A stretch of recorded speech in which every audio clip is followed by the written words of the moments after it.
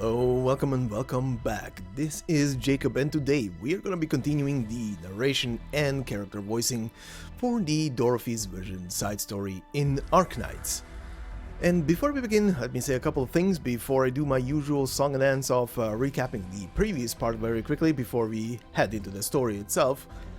First things first, in today's episode we will have actually one battle stage included in the narration of it because there is something very specific about a certain stage which I would like to include in the narration.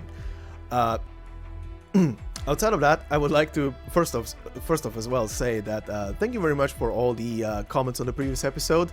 They mean a lot to me, and glad to see that people enjoy these narrations as well, especially judging by all the likes as well that the episode has received, so thank you very much. And all I can say is keep them coming. It actually helps the episode being recognized way more by the algorithm with so much engagement. So thank you very much for all of that. Outside of that, I also want to point out two comments. One that make me laugh. The other one that, yes, thank you. Thank you, you reminded me, yes, we have a killing in in the actual roster of characters that we can recruit, which is Lazy. Yeah, kind of slipped my mind during all of the narration, couldn't just remember who the hell it was, but yeah, thank you very much for reminding me. It is Lazy who is a killin', which again points out the question of where would they slot a giraffe in. Now that one is an interesting one to still think about, but thank you for reminding me. The other comment actually made me laugh quite a bit because it kind of clicked only then into my head that yes, the episode is, if you exclude the opening part with the trailer and everything, I think the episode would be like 2 hours 25, but still, 2.5 hour episode of story narration, and we only went through like 1/3 of the story. I read that and it clicked into my head and I was like, oh god. Oh god, this is a long story, isn't it? But yeah, this is a very girthy and thick story. As a certain small-time YouTuber would say, there is a lot of lore. That was my best Mad Pat. Anyway, you know what? Actually, you know what? This doesn't fit in with the Arknights world, right? That lore doesn't. No, that's too normal. That's too normal. We have cryptids, we have all the Lovecraftian bullshit from the entire Lovecraftian spectre in this world, including space horrors. Looking at you, Yeeth. Yeah, you know what would fit better?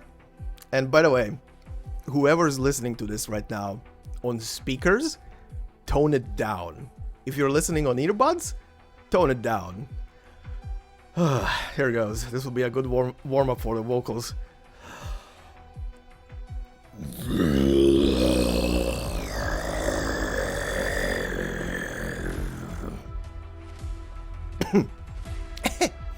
Anyway, that's the more appropriate lore. Gotta have a Leviathan in there. Anyway, thank you for all the comments once again. And also, before we continue into this, today's episode will also be ending on a special little thing at the end that I would like to include, especially after stages 5 and 6. I would like to include this little extra tidbit of story, more to showcase something, I guess would be the good way to say it, but you'll see what it is at the end of the episode. If you are a long-time viewer or have seen the latest couple of main story episodes, well, you might know what it is at the end there.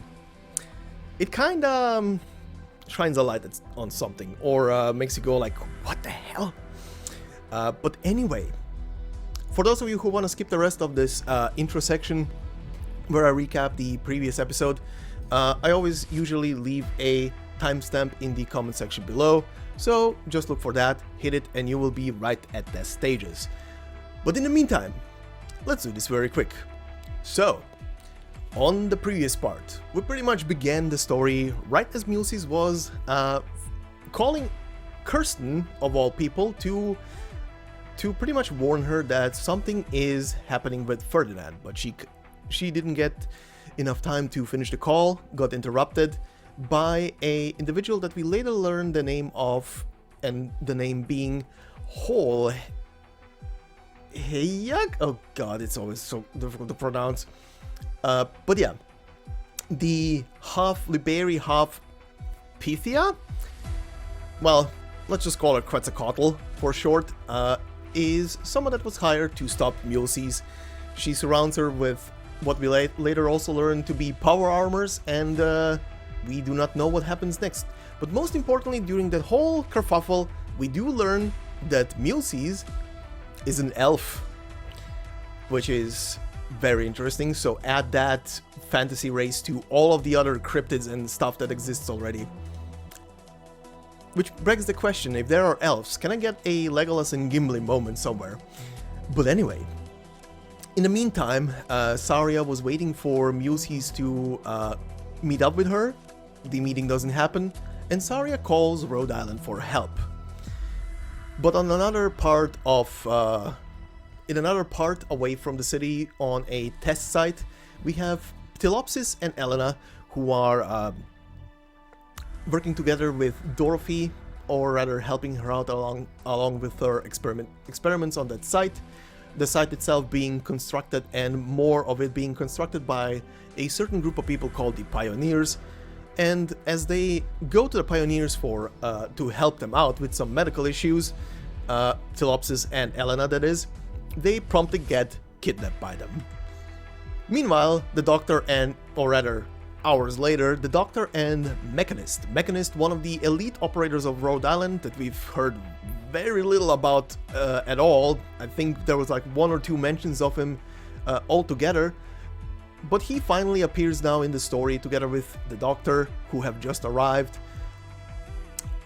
in the city, and they promptly go and investigate what happened to Mulesys. Meanwhile, the Pioneers are using our dear hostages as bargaining chips for their freedom and other needs, but it fails. In the meantime, in the city, Saria shows up to save the Doctor and Mechanist's ass as they are being pursued by one of the power armors that attacked them during the investigation. She promptly dispatches of him, and we learn very quickly that the armor was empty. That thing was not piloted by any living being inside. And outside of the city, the Pioneers receive a answer from Ferdinand, who they were trying to ransom, to get a ransom from, basically their freedom, and the answer is a very solid no you. But Ptilopsis falls into shock because of her neuropathy. Silence and Grey, who appear at the scene where the police are at the barricades, do see the whole thing happening, and they do negotiate that they be let inside so that Silence can help out Ptilopsis with her medical issues, and anybody else obviously at the site.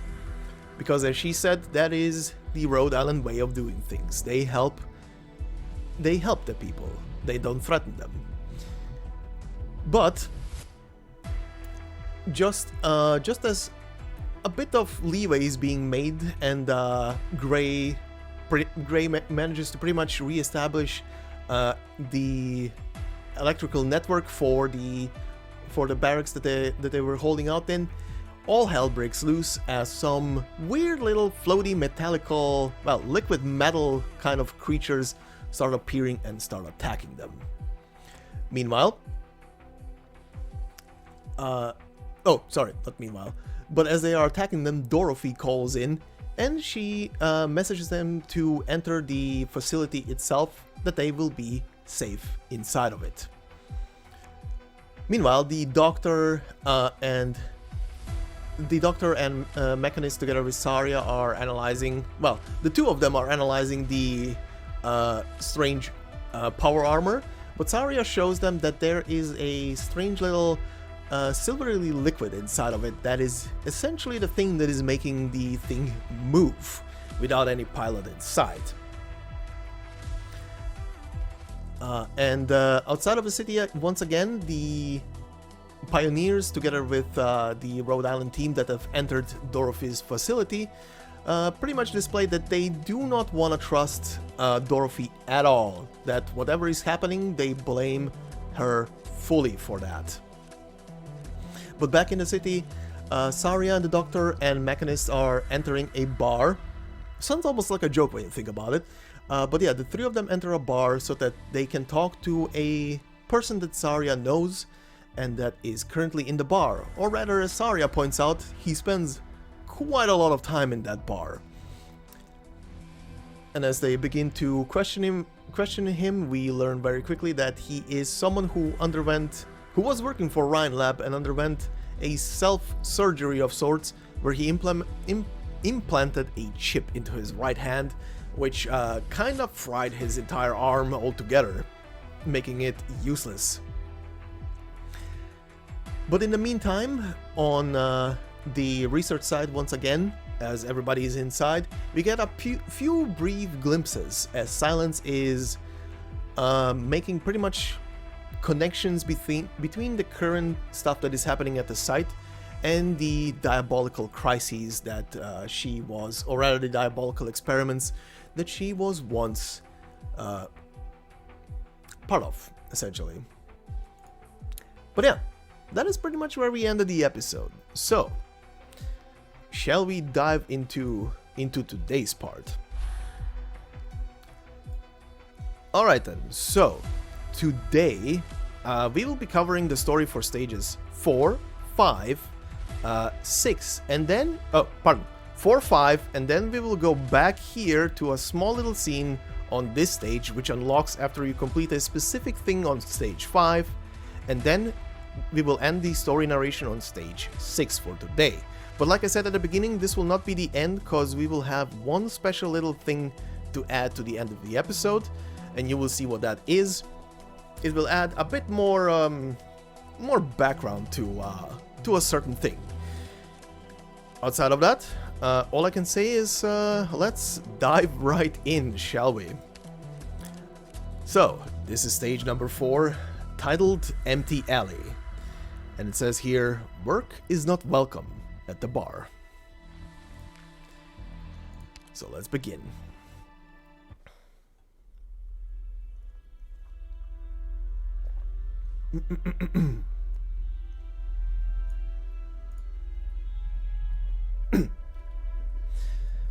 We don't know you.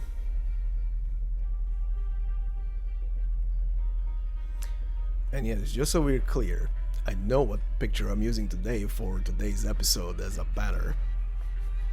And just so you guys know, that is absolute clickbait for once. Because there's more. Anyway. Really? How sad. One siesta and iced tea, please. For this gentleman. As the drunkard burps. I'm not doing burps. What's the matter? He's shivering. Must be the air conditioning in the bar. Have another drink. It'll warm you up. No. Oh, I forgot. Your tastes have changed. Your favorite drink was siesta and iced tea back when you could still hold a scalpel. Strong enough to make you forget Logan Williams's abuse. Now he has 122 years left on his prison term, while you... you're free. Free? You're talking to me about free? I've been uploading my biometric data on a monthly basis, just like you told me. Shh. Let's not talk about work here. We come to the bar to relax, don't we? Or would you rather drink with these two? One whose face shows no expression, the other whose face can't be seen at all. That with your old friend? Old friend? That's a rich. The reason I've become this, it's all because... Here's to freedom.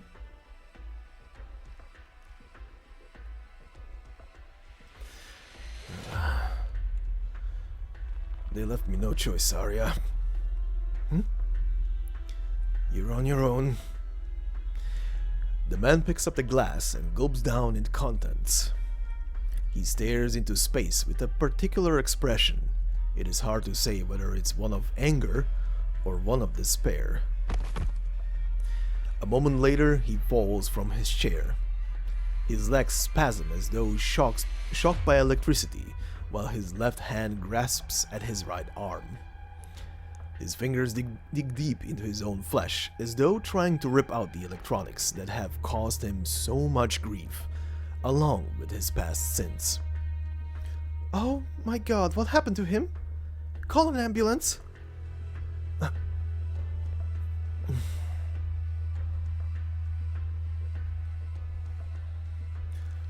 Something in the drink?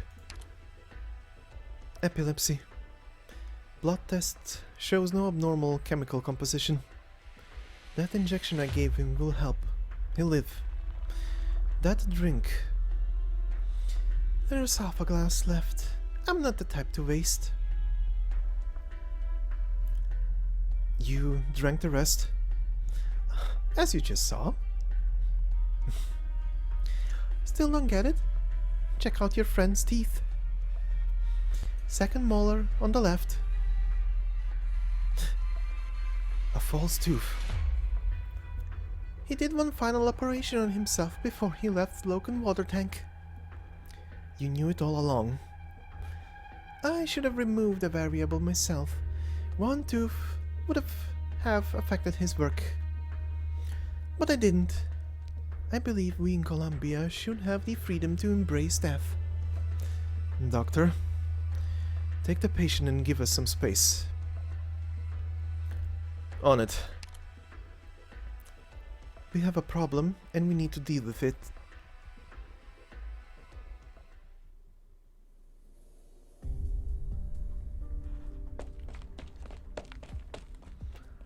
Sir, the new test results are out. Let's hope it justifies this commotion. 67%?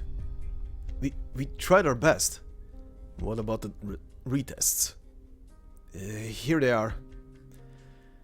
Get me all the numbers. Yes, sir. Sir? I'll be damned. The old goat wasn't playing. It's all up to Hole Hayak now. She'd better take care of Saria.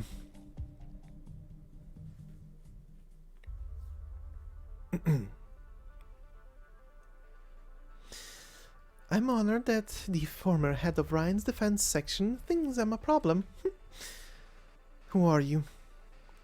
We've never met, Director Saria. But I've heard of you. One of the co-founders of Rhine Lab, graduate of the Three Mounts Institute of Technology, who left academia after earning her PhD in biomedical engineering to become the head of the defense section. Everyone associates Rhine Lab with Kirsten Wright, but few have heard of you. Have you never resented that after all these years? That's unnecessary. I made my choice. I took up my duty. I know. You think yourself a firefighter, but what you really love is the feeling of charging into a fire. Am I right? You think you like fighting. That doesn't mean you're a warrior. You have no thirst for challenge and destruction. That's why you never fit in with the scientific community. 5 years ago, you received a grateful plant from Muses who taught the vines to dance. Grafted, not grateful. You accepted the gift. Thereafter, you were in your office by 7 every morning, trimming the sprouts that had grown overeager. You've been spying on Rhine Lab. Maybe I just heard some office gossip. Then maybe you missed the part where Muses turned the offices of 3 directors into Sargon rainforests. Or how much trouble it caused defense. Well then, how much trouble did the diabolic business cause you? For all the garbage you've talked, there is one thing you got right. I don't shy away from a fight.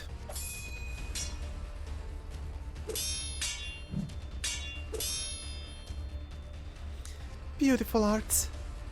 Did you use that trick against Control? You're too curious for a mercenary.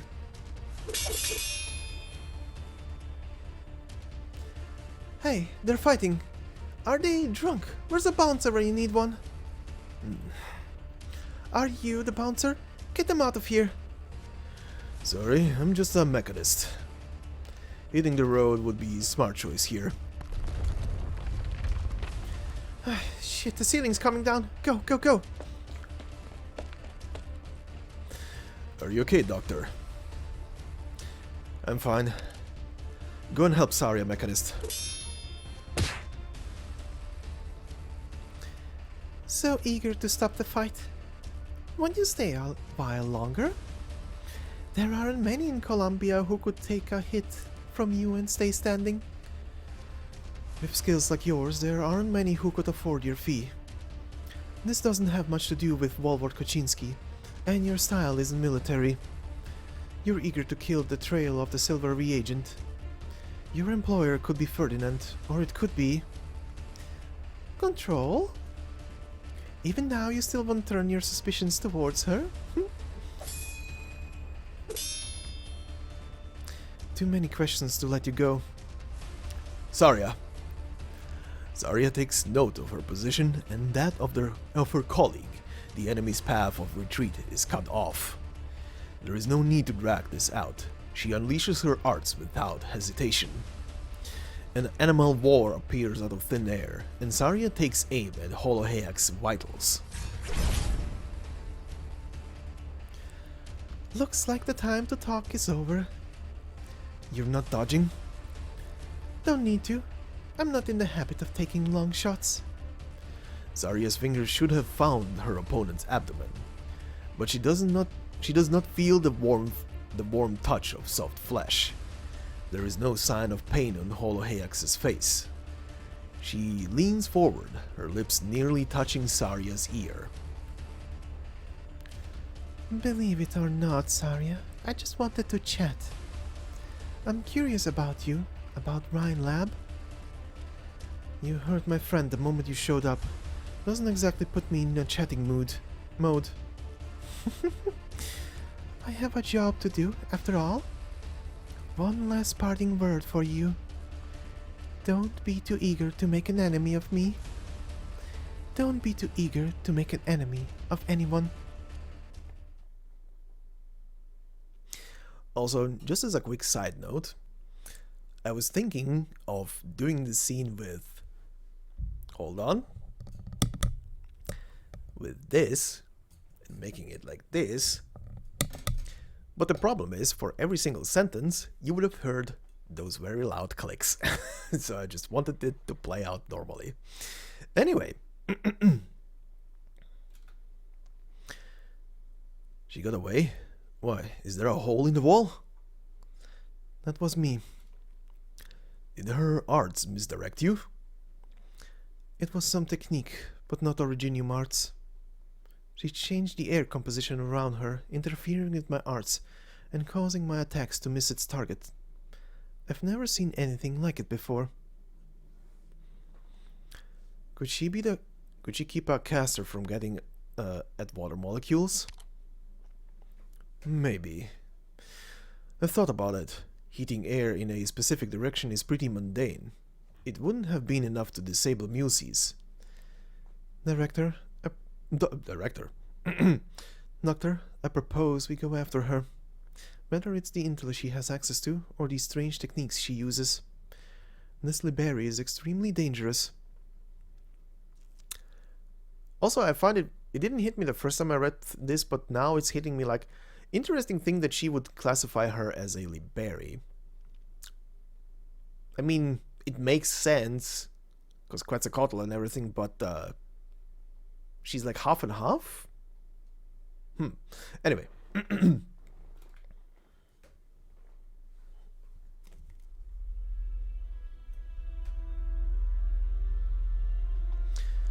Officer, where are you going? I didn't know I had to report my every move to you. Records show you took the key to a vehicle. Just borrowing an asset. By all means, report it to your miserable director. Officer. What is it? I don't have all day.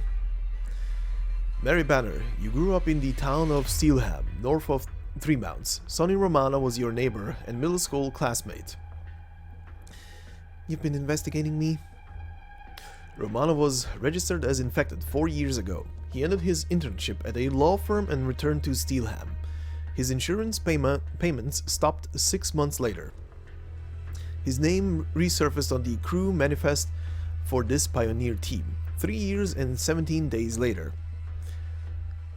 Where was he during that time? How would I know? Preventing problems before they occur is part of our job. If you thought you could scare me by raffling off some old records, think again. It took me 5 years to get where I am now. Did you think I don't know how to deal with some corporate worms?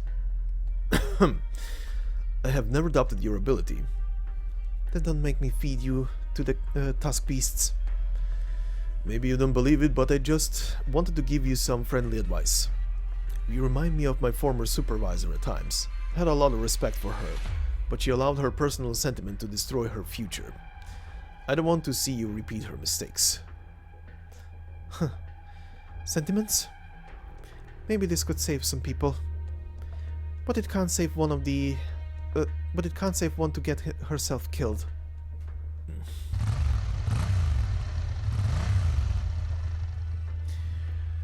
This is an emergency communication. Paging Director Clooney.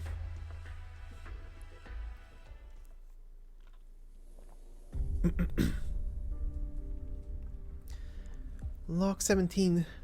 Location Zone 9 corridor. No change observed in target's position from the previous log. Base particle structure is stable. Still no signal. Can't get anything out. We can't tolerate any more delays. The plan needs adjustment. I have to get these reports to the boss once we have comms back. Elena? What are you doing here? I just wanted to move a little, catch my breath. I understand that you harbor certain feelings towards the pioneers, but it's better to stick together. The last attack was 10 minutes ago, not far from here. Getting separated would be dangerous if those things appear again. Alright, I'll go back. 1 second. Before you do, don't you have anything to say to me? I don't know what you're talking about. The pioneers are not in the most stable condition. Angering them will put Joyce in danger. I understand why you didn't want to tell the truth in front of them. But it's just the two of us here. You wanted to ask about the experiments? You're not a project member. You'll need to request permission from the company. Stop dodging the question. I know you're hiding a lot from me. I'm not angry. We're friends and we're colleagues. Rhine Lab has strict rules on confidentiality, and all of us are used to hiding our opinions. Rules or no rules. Olivia, I'm not... You're not doing it on purpose. I know. How could I not? There aren't many infected in the company.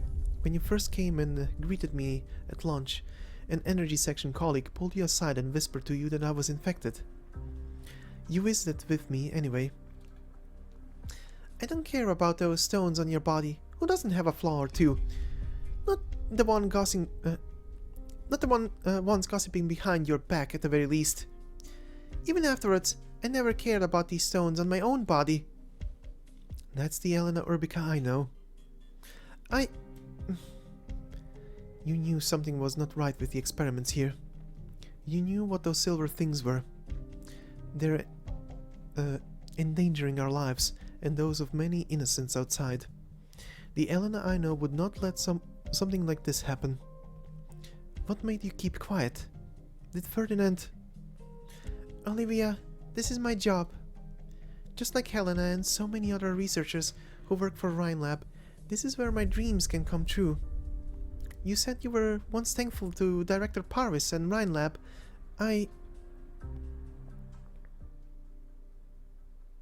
Flashback. Now, I am certain I know the relationship of the person she is remembering these lines from. I am not sure I am certain for a gender here, so I will just go with a normal part for this section at least. Recite the star chart. I don't want to see your physical test scores, full marks or zero. They don't matter. You're in Urbica. Studying such useless things insults the name. You disappoint me as Jean.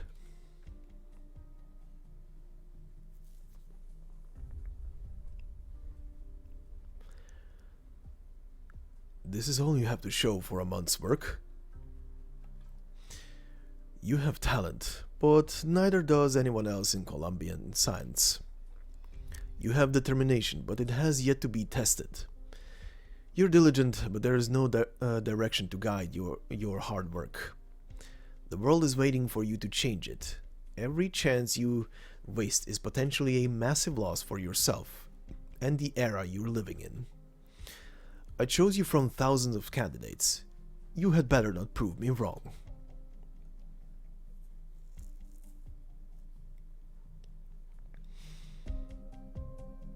Ferdinand is the goal I strive for.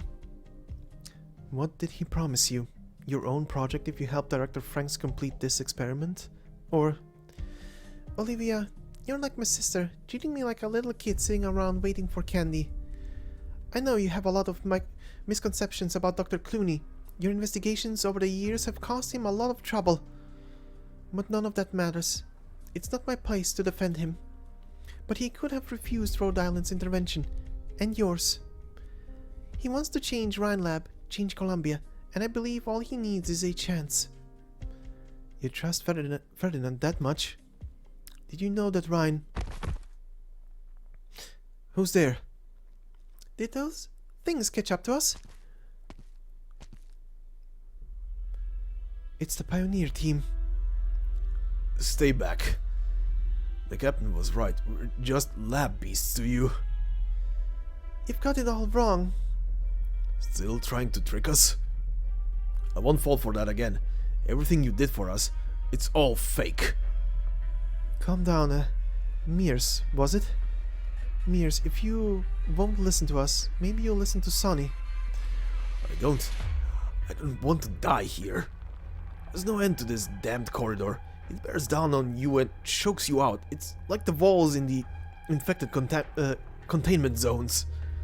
Let us go, please, I'm begging you. I'll kill her. I'll kill her if you don't. Joyce.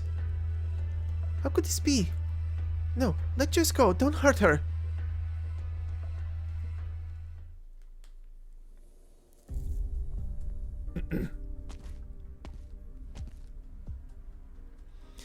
The tracks show she passed through here. Can you tell which way she went? The alley up ahead. Let's go. Wait. Did you learn anything new, Doctor? Did we win that fight? I'm not concerned about the outcome of a single battle. I get what the Doctor is saying. Deadly Berry isn't strong enough to beat us, but she's not so weak that she couldn't hold out for a few minutes. She could have gotten away before Mechanist arrived.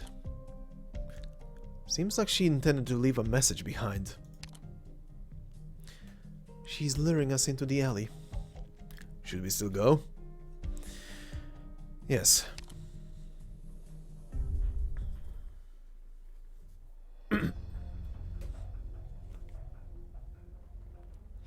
Be ready. On it. They'll be coming, right? I know Saria. She'll come, even if she knows it's exactly what they want. I'm still a little uneasy. That power armor... Are you sure we don't need permission from Ferdinand? We could always go back to Plan A if you want. You mean... Ugh. Never mind. Forget that I said anything. This is a test. Our employer wants to see our results. I hear footsteps. Alert the recon team. Begin the operation. What about us? We're out. And that leads into the battle stage itself. And for this one, we don't really have anything new outside of one extra new unit here, which is the Rhine engineering member. And it says here, an engineer of Rhine Lab, responsible for both providing equipment and giving their professional opinion on its production. They also maintain a close relationship with the energy section. And that is pretty much it. The rest of the enemies we have seen already. So, we continue with the after part.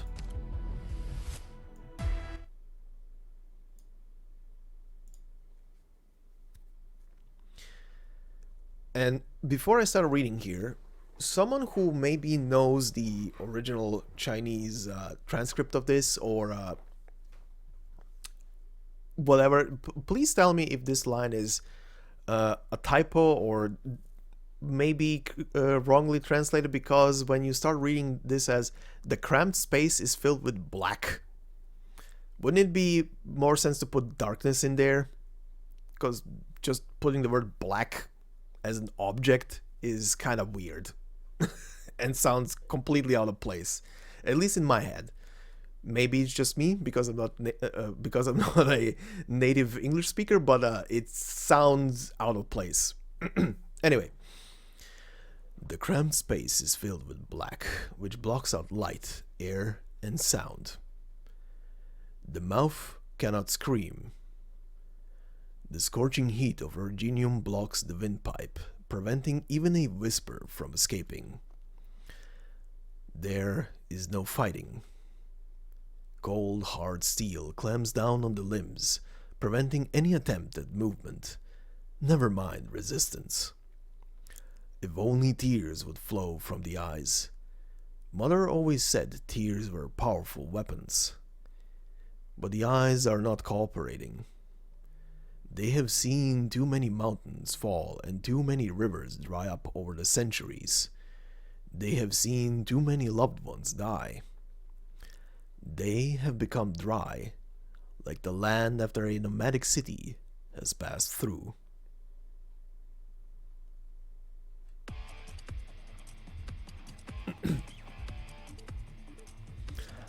All 6 power armors disabled. Is that the last one? Looks like it. We were delayed for 13 minutes. Wait. Scans show a 7th.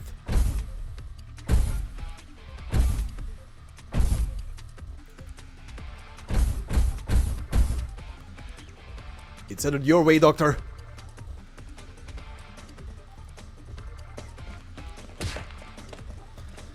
I'll take care of it. You did not see how Saria moved.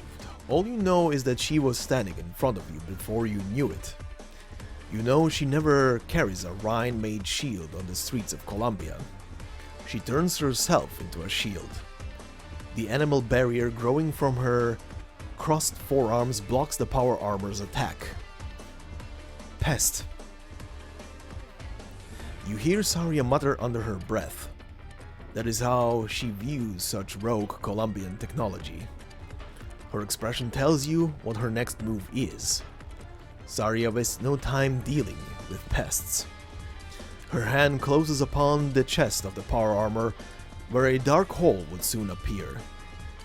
The power armor would be destroyed, or more aptly, die. A thought comes to your mind. Saria, no! She may or may not have heard more than the first syllable, but she does in fact stop. It is the result of trust that you have accumulated over the course of many battles. Her fist only scrapes the core, but the shockwave is enough to shatter the power armor's outer shell.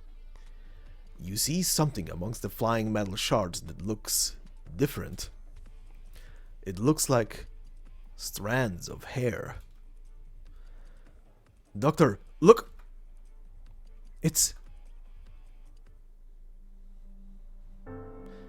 The power armor tips over. As it further disintegrates, you see more hair, then a speck of skin, then an eye. The eye is looking at you. You see many emotions flash across it: anger, fear, bewilderment. As she falls away completely, you realize it is begging for help. You extend your hand.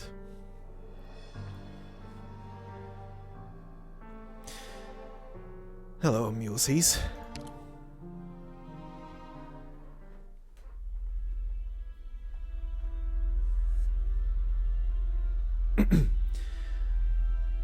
What's happening? Mears? I don't know, sir. Let Doc Moore go. Doc. I can't. Disobeying a direct order? Why are you on their side, sir? Didn't you say we needed to harden our hearts and do what we had to do? Didn't you say we were just their test subjects? This was all your idea. I liked Doc Moore. I never thought you'd be the one to turn against me first. Sam maybe, or somebody else, but you, Mears, you always listened to me. To a fault, you said. I listened to my boss at the plant and ended up with neuropathy. Then I started listening to you when I got here. You're all smart, got an education. Figured I couldn't go wrong listening to you. But now, we're all gonna die. The Whitecoats are gonna kill us, Sonny. They think they got it all under control. Search her if you don't believe me. I'm damn sure she's got a voice recorder on her. She's here to log us and the silver monsters. Dr. Erbica, if you know a way out of this, it's time to get talking. Helena. Olivia, I may not have told you the details of the experiment, but I'll never lie to you.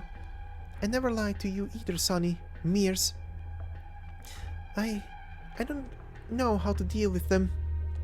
I studied them and recorded their behavior because I wanted to solve the problem we're facing. Like I said, it's part of my job. I think Helena's telling the truth, Mears. Would you give Joyce back to us? The pioneer stares at Telopsis. Suddenly, he raises his hand. Silence lets out a mute cry. Her drone rams the pioneer, sensing its master's will. But all he did was take something from Telopsis' hand. It was the treatment band that he put on her only a few hours ago. What have I done? Doc Moore. You regret it, huh? The kindness you showed me. Someone like me doesn't deserve kindness. The doctor returns to the side of her friends, still quiet, beautiful, pristine. But there is no way out. This lab is a tomb, built specially for them. There is no hope. The band is like a handcuff the company has shackled them with. They will never find freedom. Unless... The pioneer stuffs the medical wristband into his mouth. Mears. Sir. What are you doing? Spit it out now. The band. It contains multiple doses of painkillers. His heart can't possibly take it. It'll kill him. I've seen you guys swallow these. They're all dead. The dead are the lucky ones. Spit it out, damn you. I'll hold his jaw. Suck him in the stomach, Sam.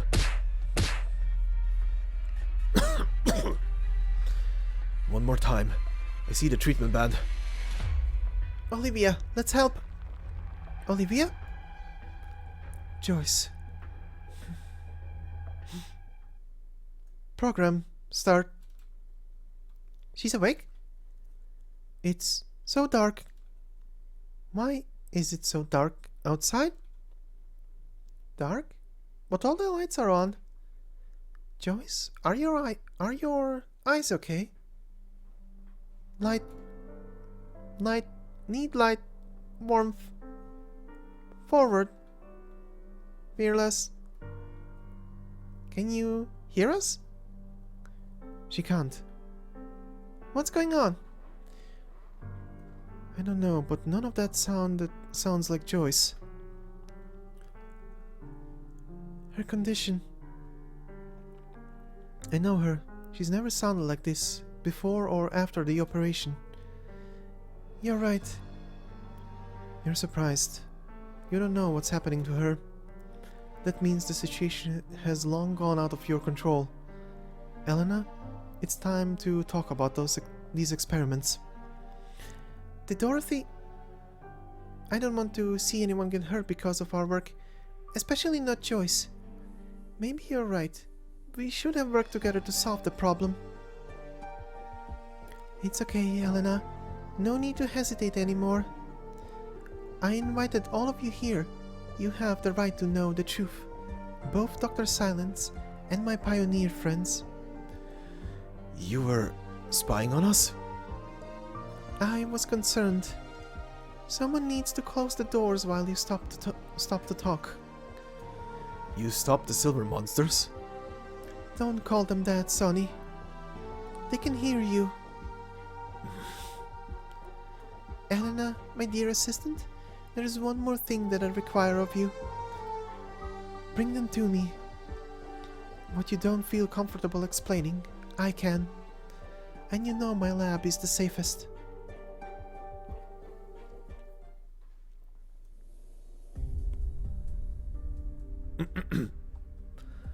No hostiles left outside.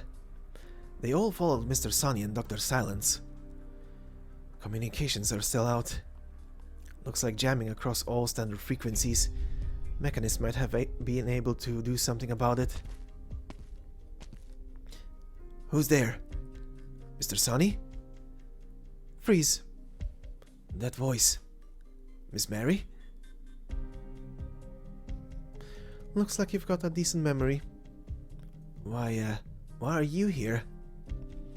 Where is he? You mean Mr. Sonny?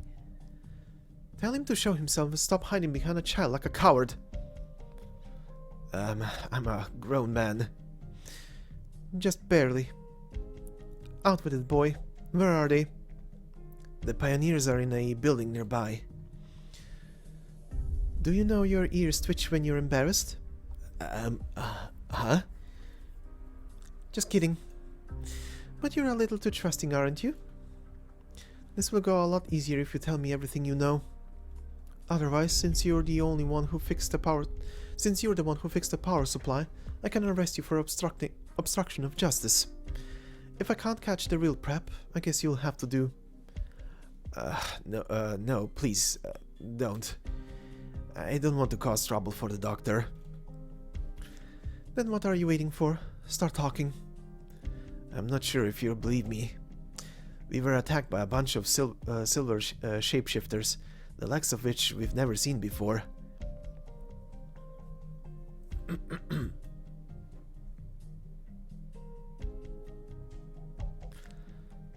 So, she's inside. Yes, this is Dorothy's lab and the heart of the complex. You sure? What's the matter, Sonny? Nothing. It's because stressful getting so close to the truth. Remember what I said, Sam. Be ready. Yes, sir. Can you open the door, Dr. Rubrica? Of course. Elena. Huh? Something feels off with the pioneers. But we've come this far. You convinced me that we're all here to solve the problem, Olivia. I'm not so sure anymore. Clock's ticking, Doc. Same here. Come in, please. Elena's hand never touched the scanner, but the doors of the lab opened to the true master of the house.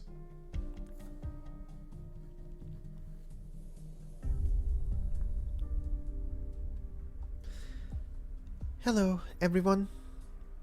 I'm the director of Rhine Lab's Originium Arts section and the overseer of Test Site 359. Welcome all to my laboratory. So we are here at last. Sam, get her.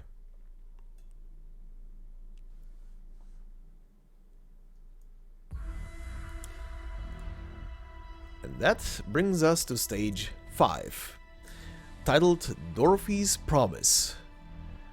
She points towards a path of hope.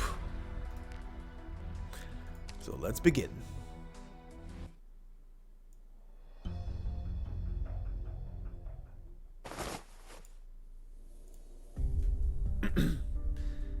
Mulesies. I never expected to see you here. Sorry. Sorry? I would have killed you if the doctor didn't warn me. Is that what the enemy wanted? Did they want you to murder your former colleague? Not necessarily. It wasn't just because of the doctor that I stayed my hand. She said, "Don't be too eager to make an enemy of anyone." She was alluding to Mulesies. That would explain her behavior. She wanted us to find her? But one wrong move and we might have killed Mulesies. Alright, I get it. She doesn't care if Mulesies lives or dies. She's treating this as a test. A test of the power armor technology and a test to see how Rhode Island and I react. Every word she said in the bar was calculated to probe my response. Feeling better, Mulesies? You were injected with a sedative a few hours ago, but you'd regained consciousness by the time we saw you in the power armor. The nausea and numbness that you feel are mainly lingering effects of hypoxia and extreme stress. I patched you up a little, but it'll take another half hour or so to fully recover. Stop. Stop. Stop. Stop. Who? The one who put you in the power armor? The Liberi? No. Mulesies begins sweating from her brow and the back of her hand. She grabs your hand, and the drops of sweat rise into the air, splashing against your clothing. The stain quickly spreads to form a message. It is not the name of the Liberi, nor of Ferdinand. 359. Site 359.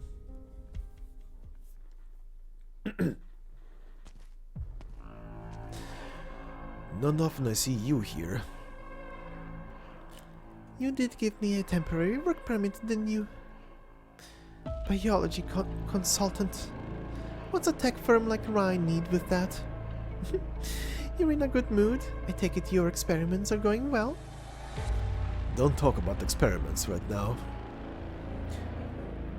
10 minutes. A man like me only gets 10 minutes to himself a day. I could spend it on a video call with the children or dinner with Elena and the others. But I prefer to spend it doing nothing but standing here and watching. It's just an ordinary street out there. Yes, it's everything.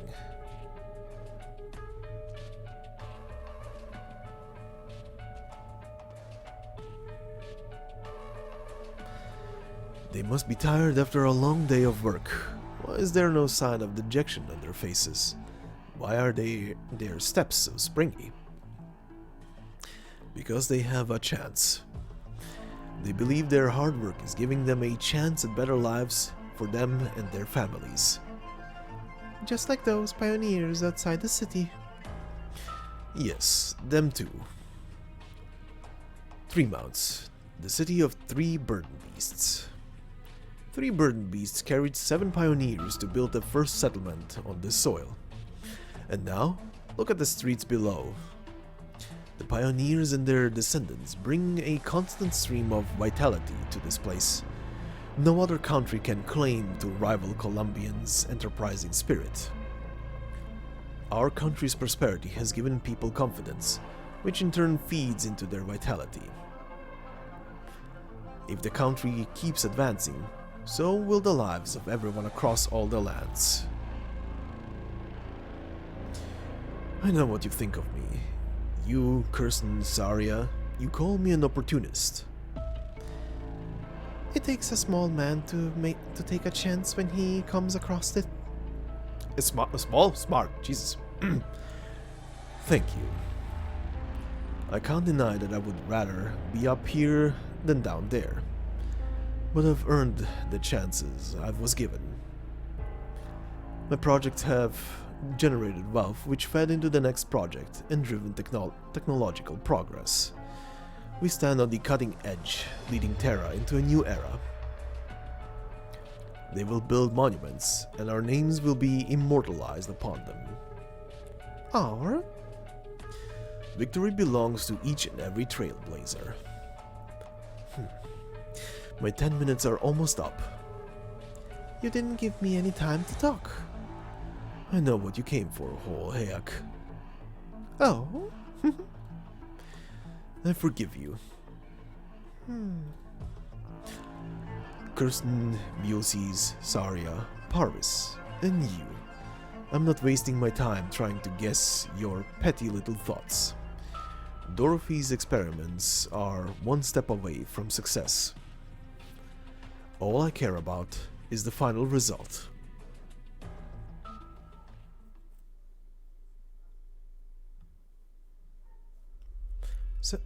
Sonny, Dorothy says we're safe here. Why do you have your crossbows out? Safe? You're not stupid, Doctor.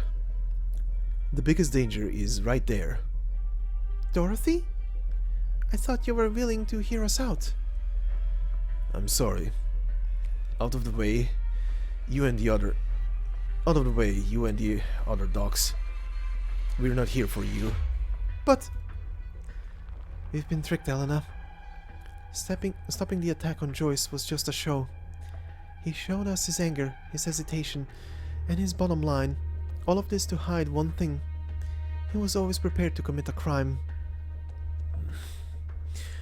I didn't think it'd be Mears. The whole part of making you trust me, especially Dr. Urbica. I was gonna make Sam play the bad guy. But that's all behind us now. We're here right at the source. Me?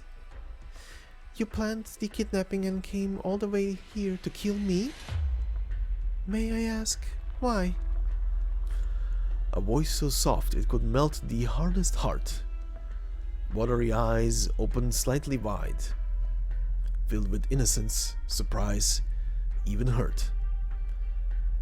As though it was those who picked up arms to defend themselves who should be reproached. Why? You can still ask why? I saw the whole it all. The monsters you made, stalking us, how you fed them the blood of my friends. You evil... There are no monsters. Those are byproducts of the experiments made of a special material that's sensitive to neural signals. No, Elena, he's not making a blind guess. It really does seem like he's seen those silver things before. And more. Yeah. 3 days ago I snuck into the lab complex to find you. I wanted to ask if I could volunteer to be a test subject. Sir, didn't you say it would be too risky? That the Corps will be lying to us? Risky?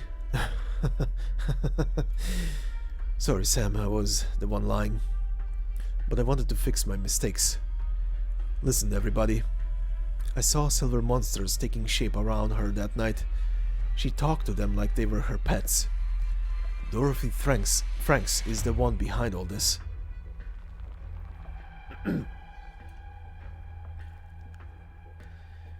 do you find it hard to accept what I'm telling you? Can't say I'm into sci-fi. Then maybe you could take a look at this letter. Letter? Mr. Sonny gave it to me. He might have known he'd be in danger. He said to me, and I quote, "Give this letter to Mary Banner if anything happens to me." I'm sure he wouldn't mind you reading it a little early. Give it to me. What does it say? Where the hell did that guy go? You don't know Sonny Romano, Gray. He's a ball of anger and hate. All over his insurance. Insurance again? Yes, every infected in Colombia deals with that word a lot. People outside think Colombia is kind enough to the infected. You get to live a normal life as long as you can pay for your health insurance. That sounds pretty darn fair, doesn't it? That's what Sonny told me when he first got sick. But where did that end up? Was it very expensive? On a cop's salary? I couldn't afford it, even if I quit eating altogether. It wasn't meant to ensure keeping the infected healthy. The premiums are way out of line with the treatment they actually get. It's more like a fine, or a little trick that forces the infected to down a certain path. Sonny Romano never wanted to face the truth. If he is not stopped, he could end up going down a path you don't come back from.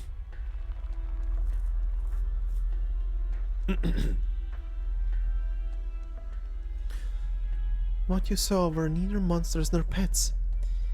But they do have something to do with my experiments. So you admit it? The truth will do you no good. The more you know, the more danger you're in. People up high always like to make decisions for the little guy. Why don't you put down those pointy things? My instruments can be fragile. Or if you have to aim this way. I don't mind. She takes a step towards the pioneers, almost touching the crossbows. Sonny's hand trembles ever slightly. He forces himself to look away from that warm pair of eyes. This is a ploy, a trick to get them to submit again. Aren't you afraid to die? I am. But I'm more afraid that you'll hurt yourselves. You're not a murderer, Sonny, and neither are your friends. You're just ordinary men trying to live better lives. Didn't you consider participating in my experiments? You still have a chance. Join us, and you'll get what you always wanted. I'll never turn you down. She extends a hand to the pioneers, as though waiting for them to clasp it. Does she not understand that they came to kill her? No, don't look at her. Her eyes, her hands. They're too soft and warm. The people who walk the barren lands, have never known anything but cold refusal from the cities and those who live in them. She is controlling them, like she controlled the others whose wills were weak. But the word chance, when was the last time we heard it?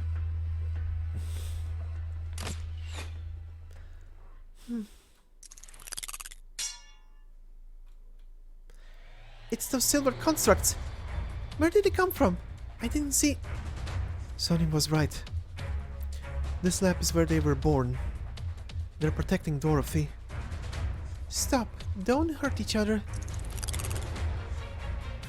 It's coming.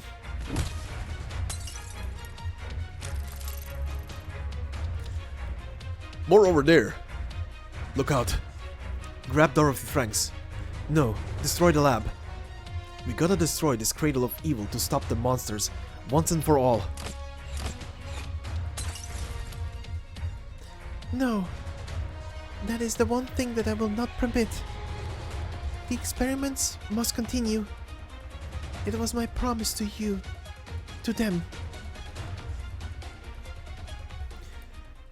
And that leads us into the battle stage itself. And who do we have amongst the myriad of, well, enemies that we've seen so far on this stage? We have Dorothy. And it says here, Dorothy Franks, director of Rhine Lab's Originium Arts section. With the power of both technology and ideas, she hopes to eliminate the differences between people. The weak will always receive her protection. So, normally you can obviously just complete the stage by pretty much killing everybody on the stage who appears. Just a normal thing. But to unlock the little short extra scene down here on stage DV-S-1, to unlock it fully that is, you need to let her pass through the gate. Letting her pass through the gate will not negatively impact the score at the end. It will not tick off a health bar, a point of health rather, but it will unlock this stage. And this is pretty much what I'm gonna include into today's narration, this stage. First off, don't think too much about this theme. Literally, I think 80% of this team is characters that I need to do trust farming on, so, and obviously there is Dorothy, but it's also, now that I think about it, kind of funny to pit Dorothy against Dorothy, but you'll see. So let's let this run, and let's hope that the RNG doesn't screw me over, because it can happen. But yeah. The entire point of the stage is literally Dorothy appearing here and making a literal line across this stage until she reaches the gate up here. And that is pretty much it. Everything else is the normal enemies. You wanna pretty much block them off, as per usual. If possible, if you can somehow manage,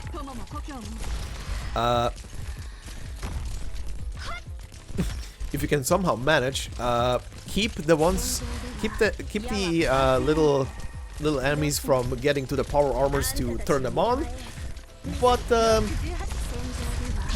if you have a caster, you could literally, if you have Ifrit, for example, you could place Ifrit here where I placed Rock, and let her just torch through the armors, and you don't have to think about the armors anymore.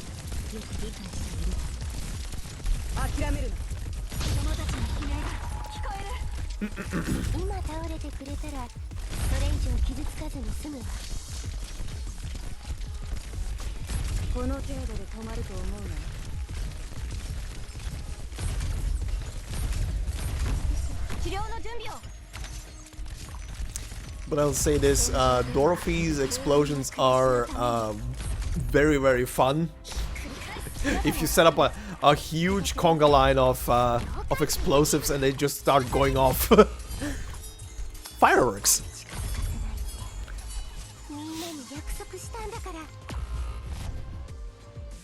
Yeah, I think the power armor is gonna go through. Probably. Maybe? Maybe not. I don't know. No, it's going through. Ah, screw it. Doesn't matter. This is what I meant by RNG going bad. But yeah. As you can see, Dorothy passes through, nothing happens. Yeah, I want to complete the stage, whatever. Just do it. And who is the RNG gonna spit out? Alright. But yeah, I just kept it at that. It worked the last time, but whatever. But yeah, this will open up this scene. But before we go to this scene, we will finish up the after story here, and then we will go into it. So let's continue here.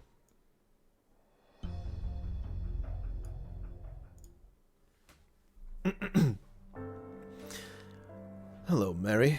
When was the last time I wrote to you? I'm afraid I was never able to muster the courage to speak to you after the incident. I could not sleep at all last night. Memories from childhood kept intruding into my mind. Remember when you were 15 and we climbed up to the judge statue in the center of town? You joked that it was illegal and that you would arrest me when you became a cop. And what did I say? Everyone has the right to enjoy fairness and justice. I could not have imagined what would become of me in just a few years. Civilization is a fragile thing. Not much separates us from the burden beasts outside the nomadic cities. Fairness and justice have become alien concepts. All I think of, day in, day out, is how to survive. Yes, I have become the kind of man you most despise. The kind that I used to most despise.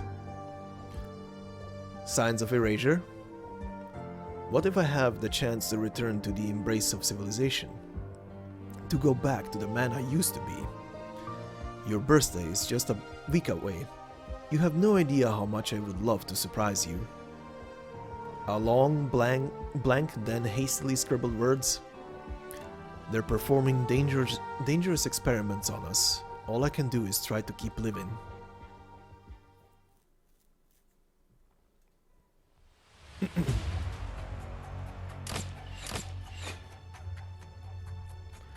Sir, our bolts. They stopped in midair. The bolts headed towards her and the lab equipment are frozen in mid-air. It is as though they are being held by countless invisible hands. Dorothy raises a hand. She touches one of the bolts with her finger. It gives off a light hum.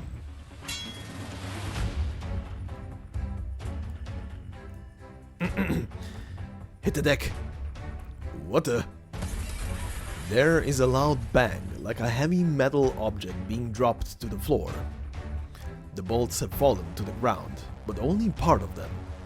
The heads of the bolts have disappeared, leaving behind only an eerily smooth cross-section. No, they did not disappear. Did you hear that, Elena? It sounded like metal vibrating on an extremely high frequency. The heads of the bolts shook themselves apart. How powerful could Director Frank's Originium arts be? It's not all arts. It's her technique. She's the authority on applied Originium arts. The pioneers won't be able to lay a finger on her. You're right. There's someone else we should be worried about. Ow. Take care of Joyce. She's still in bad shape. Not to mention Sonny and his men.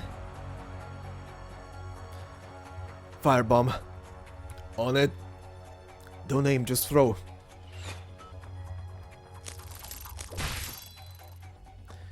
Good God. Why? Why won't you listen? I don't want to see you hurt. Why don't you tell that to the man you tricked onto your lab table? I didn't trick them. They're safe. Very safe. If the experiment succeeds, they'll never have to face the dangers of the wastes again. Isn't that what you wanted, Sonny?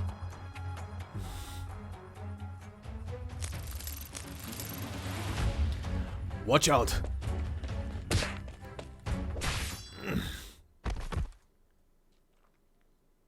Sam?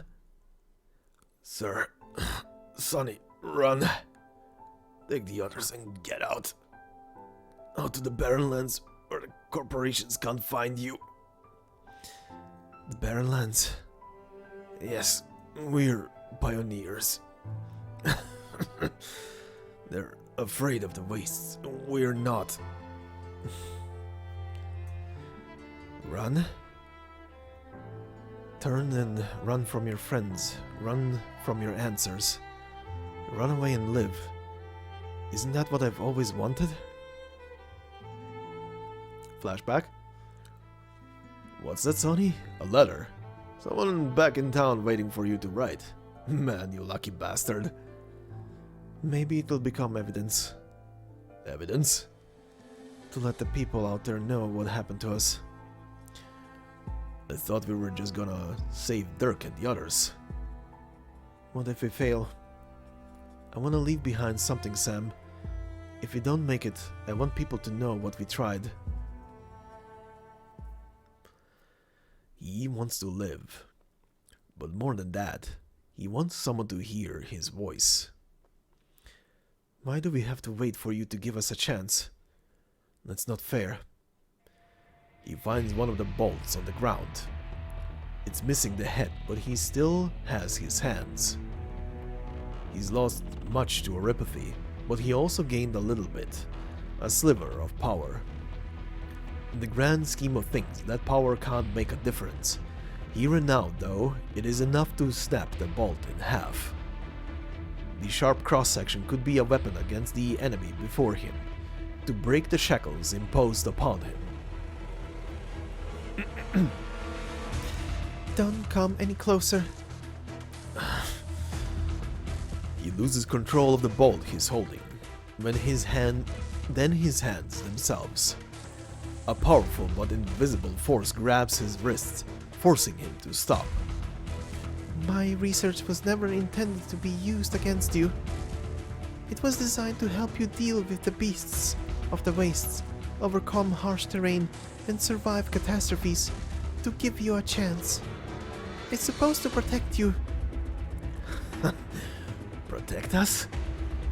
Did you ever ask what we wanted? He will move forward. The more it is denied him, the more he will struggle. The broken bolt tears through his skin, causing blood to drip from it. Won't you just let this go? No. No, I don't wanna.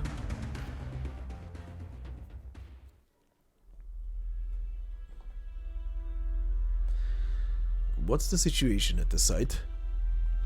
Defense says no one has left it. If all goes according to plan, Dorothy's hub should be complete by now. Any news from Elena? Negative. As of the last communication, she had not arrived at the observation station. Defense staff have not seen her.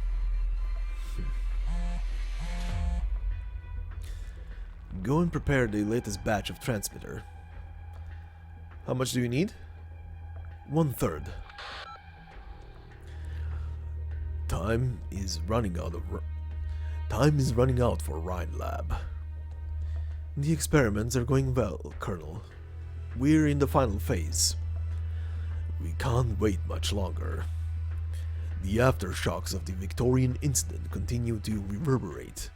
Both our friends and our enemies are making preparations. So, I want to just stop here for a second.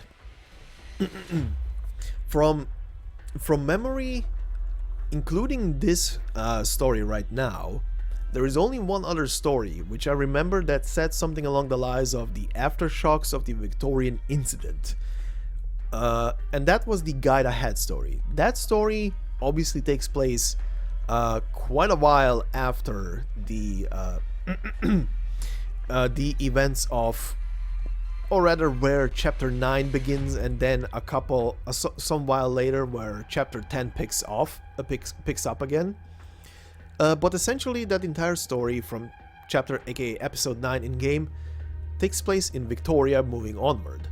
So I'm inclined to believe that this story, unless I'm wrong obviously, I'm just inclined to believe that because they're talking about the aftershocks of the Victorian incident here, they're talking about potentially the entirety of Act 2, because my current head theory is that the entirety of Act 2 will essentially just cover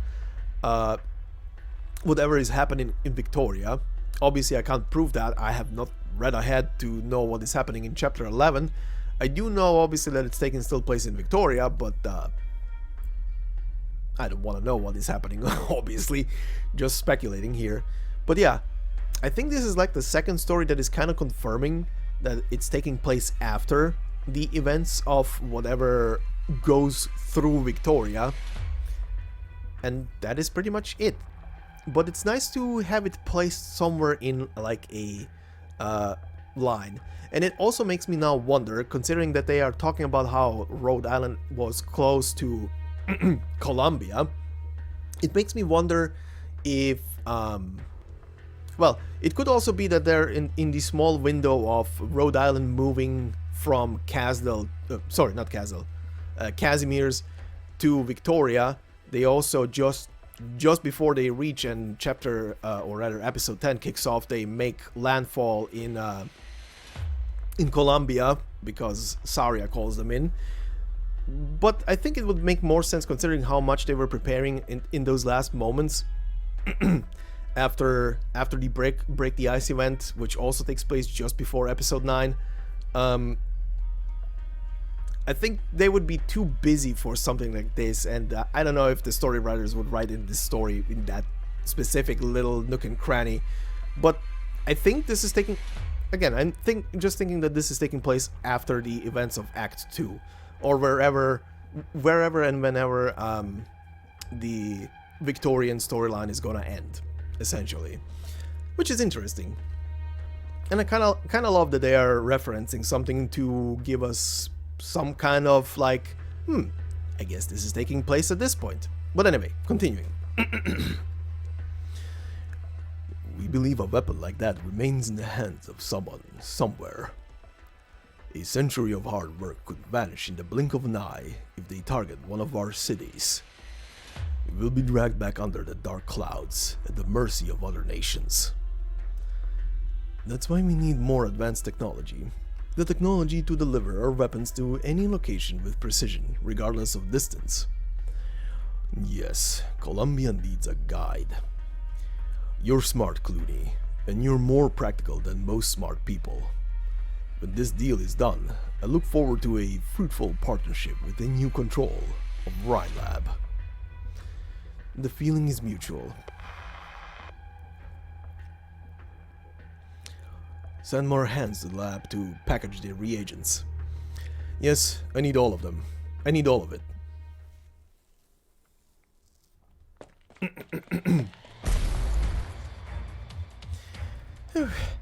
These guys are a headache.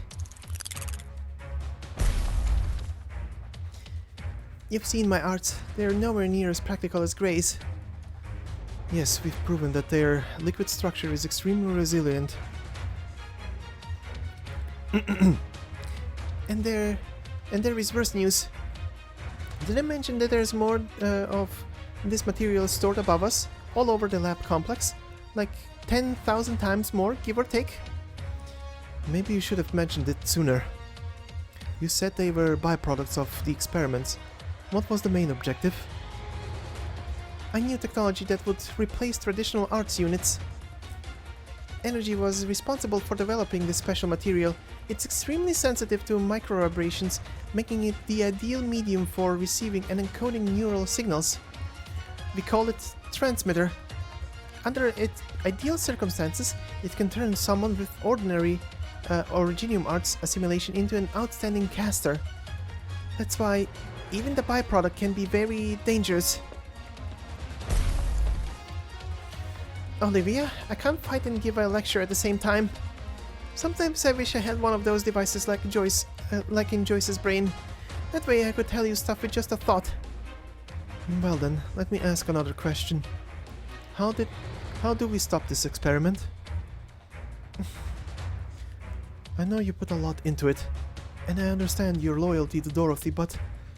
Enough, Olivia, you are reminding me of my sister again. The project is important to me, but something's clearly not right with Dorothy.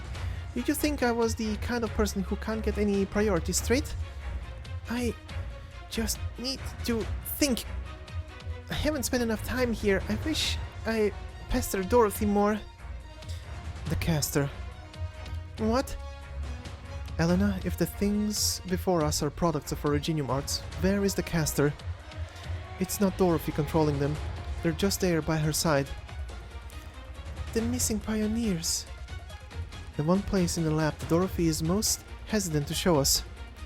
Use your Originium arts, Elena. Aim behind her. Max power, right?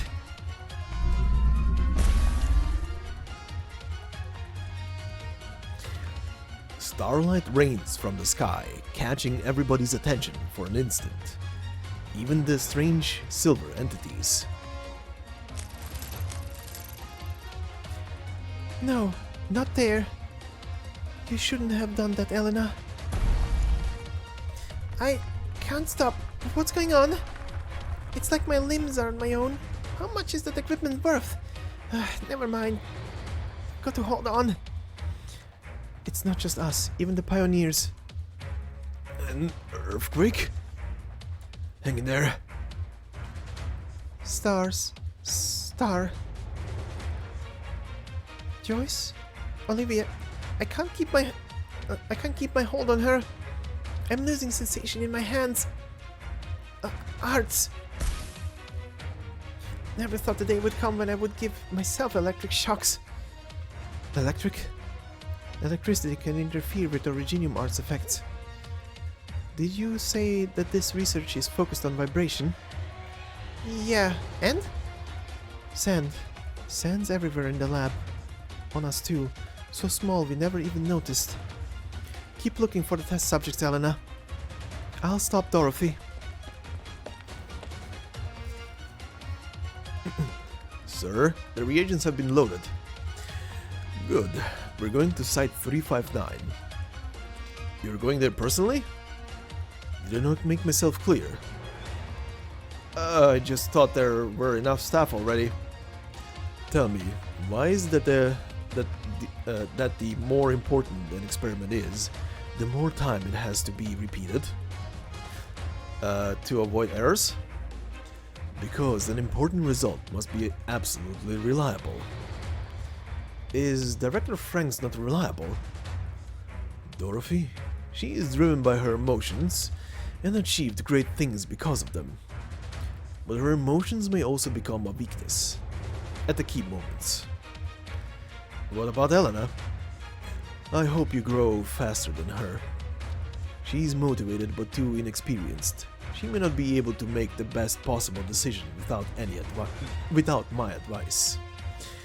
There's only one person at the Rhine Lab who I trust implicitly. Me.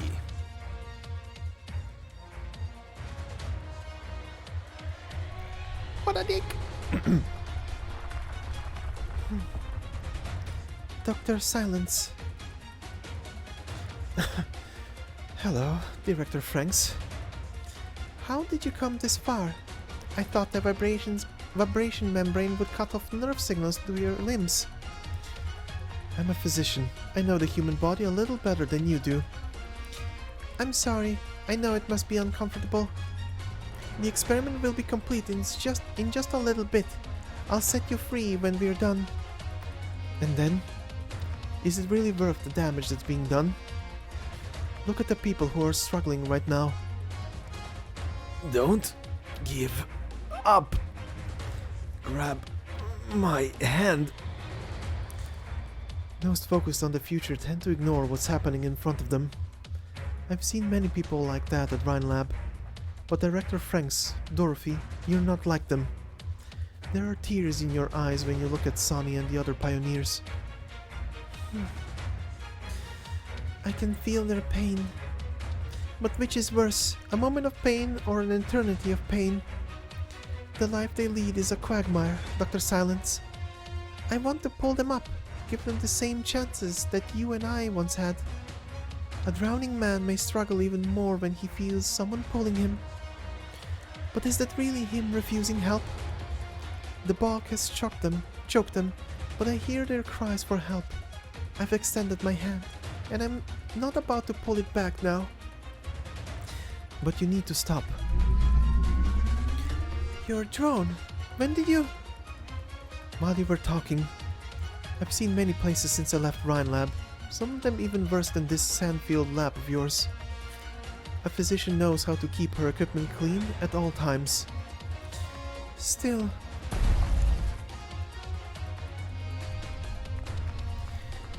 Dorothy, she won't even think about giving up. My hands are getting number. Another shock. I'll probably fry my nerves. Light. Light? My arts? You didn't used to love my arts shows this much, Joyce. Stars. Bright. Far away. Where are you looking? What are you looking at? No, what really matters isn't what you're looking at. It's what you know. What did you learn that Olivia and I didn't? Home. In the light. Huh? You're moving? Wait, you were unconscious. That's why the vibration membrane didn't affect you as much. The direction you're pointing, that's the direction the silver constructs are gathering in. I know where the missing people went.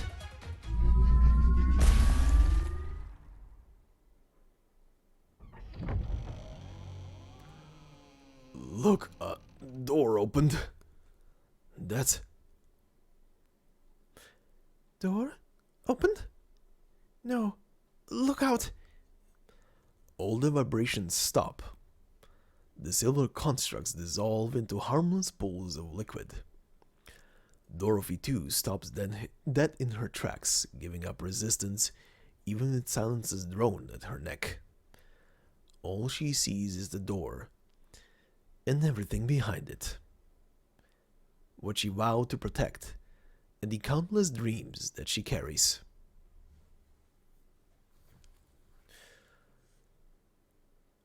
Alright then, but before we continue on to stage 6, we will now make a small detour to the bonus stage rather, DV-S-1. Now just a quick refresher, to unlock this stage, you need to complete DV3 with 3 stars and defeat at least one R-31 heavy power armor. And to unlock the second requirement, you need to complete DV-5 with a 3-star rating without defeating Dorothy. And the files here say, the first one says, science has always been beyond reason. When power armor blocks the way in the hallways of the test site, the first step to starting research is to carefully observe and deal with test subjects along with anything that may cause a reaction. While the second one says, Dorothy's promise leads to a path of hope. But since sincerity is required to get the scientist to truly open her heart. And the stage itself is called Dilemma, and says, she collects her thoughts and makes a decision. While I would have loved to include this stage in this whole thing as a, well, preset obviously, I'm not gonna live do this because it could just go awry, especially with the theme I was using the last time. But essentially, the big gimmick of this stage is that we are fighting tougher power armors, let's put it this way. Essentially, all the enemies here are different. They're even different in color. They have a orange hue. Think of them like something in between the usual enemies that you have, and then you have the elite-er enemies that are red, essentially. These are like in between. But they all have their own descriptions, so let's go over them very quick. Because the scene that is included with this stage only opens up once you complete it. So, we have here the Rhine Engineering Senior Member. It says here, a senior engineer of Rhine Lab. Energy managed to convince Columbia's officials to provide the company more funding. So engineering took the chance to design and produce even more sophisticated equipment. While we have here not the usual Door-1, here we have Door-Alpha, a product of Dorothy's failed experiments. An irregularly shaped silver object emanating a soft glow. Its unusual appearance instinctively scares people away from it. Then we have Door-Beta, not Door-2, as it is present on the normal stages. It says here, a product of Dorothy's repeated experiments. Even though it fell far below expectations, she remains ever helpful. Then we have a new thingy here, pretty much power armor as you know it so far, but this guy is smaller and faster. It says test power armor, an unpiloted power armor. It seems to have a mind of its own, and even experienced engineers struggle to tell if it's being piloted. And then we have a slightly beefier power armor here, R-31A heavy power armor. A model that appeared around half a year ago among some mercenary groups, but its performance is on par with mass-produced military models from 5 years ago. Technology is unregulated, so Colombians continue to seek greater efficiency within the bounds of the law. So anyway, you complete the stage offers you a Dorothy and a silence, so if you have your owns, you cannot use them on the stage, obviously. The stage will pretty much tell you, nah. But quite fun. You can pretty much mine this entire thing through. It's ridiculous. But anyway, we will continue with this very short little scene.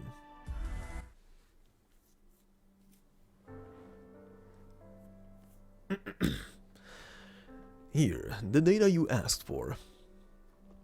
Thanks, Ferdinand. I didn't think you'd hand it over personally. We were able to retrieve most of the Loken water tank data thanks to you. The fewer that know about this, the better. And I'm curious as to why you wanted these data. Oh, right.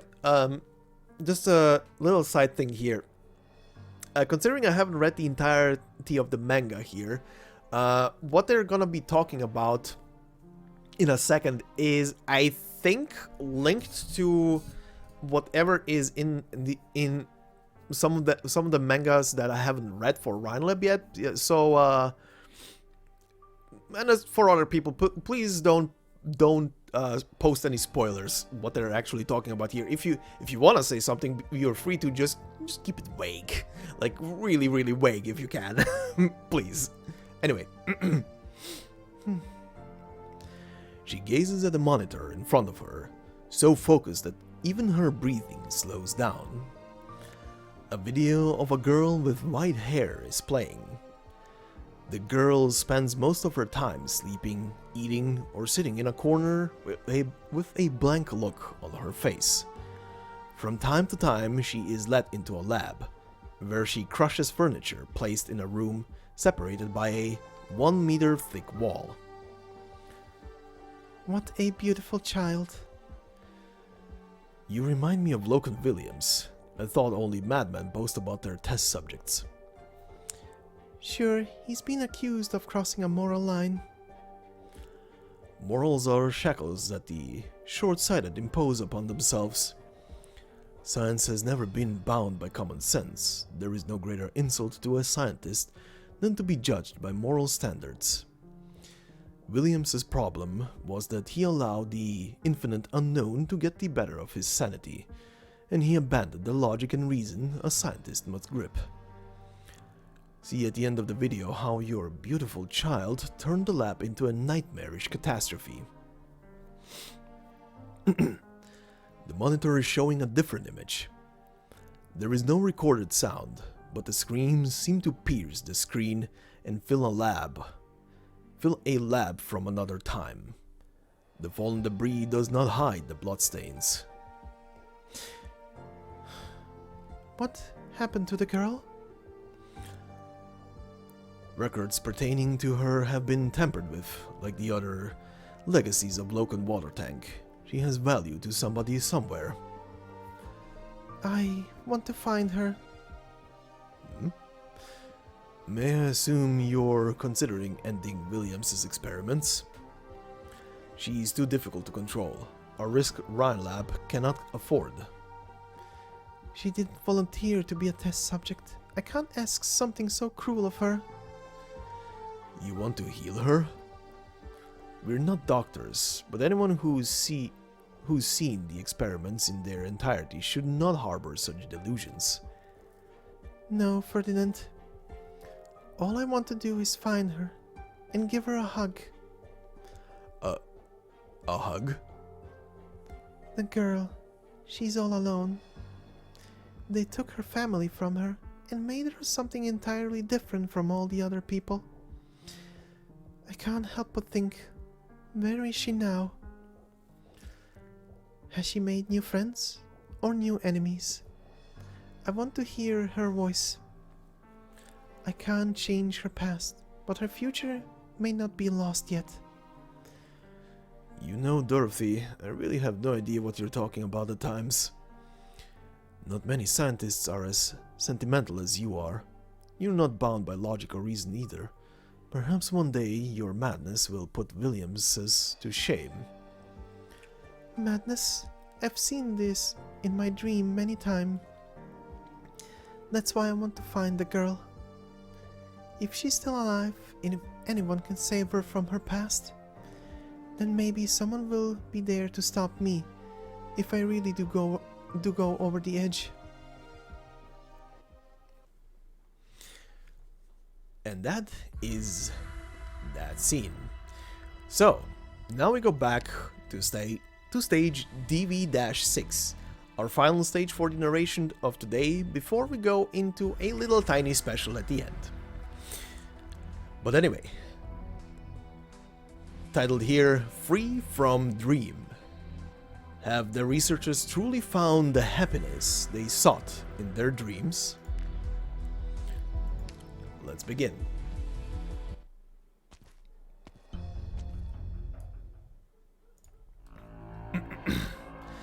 The massive machine sits silent in the darkness. The intertwining tubes are like sprawling rhizomes, shoots growing out at the ends.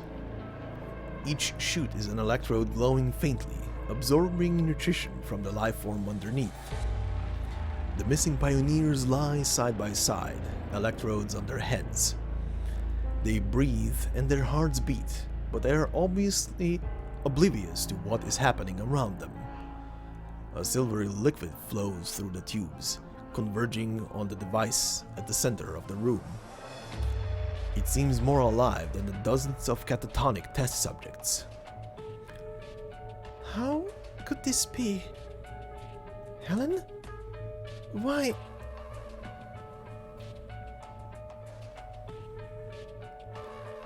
Dirk, Gale, Sophia. They're all here. Let them go. Please, keep your voice down. Don't startle them. Wait here a while, my friends. Everything will be alright once I take care of this little problem. I promise. Are you talking to them? I doubt they can hear you. I've never seen symptoms like these, except on the unconscious Joyce. The electrodes and the silver liquid, they're connected to their central nervous system, aren't they? Dorothy, why is Helen here? She was worried that she would fail Ferdinand's test. I made a suggestion. A suggestion? To become a test subject? Helen was chatting with us just this morning. Now she lies here as conscious as a plank of wood. I want to help her, Elena. I can feel her pain, just like I feel all of theirs. Helen's depths are weighing an entire family down. She lives in constant fear. She would take her own life if Ferdinand fired her.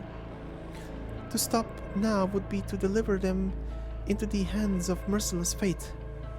I can't do something so cruel. Stop. Stop with the self-righteousness already, or I can't promise I'll keep my finger on the trigger. Your hatred of me stems from your lack of understanding of what you see and of me. But I understand you. Like hell you do. You understand us so well, you'll oh so benevolent. You oh so benevolently give us a chance at a new life. That word is killing me, by the way.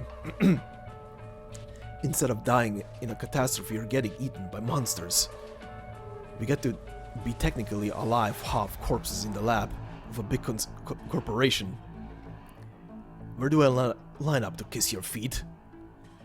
Have you never thought about it, Sonny? Why is that some people with neuropathy can keep working while others are forced to leave their homes?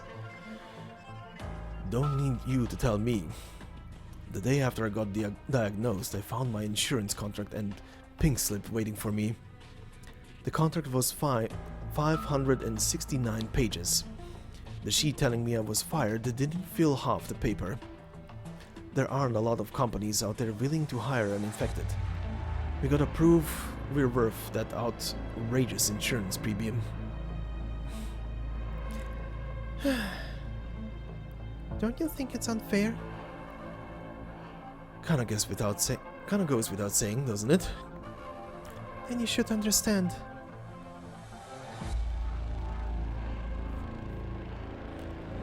I can't reach Silence or Grey. The site must be entirely closed off. Ferdinand. Closing off the lab is just the means, not the end. Ferdinand is planning something at Site 359. Doctor, Silence and the others are in danger.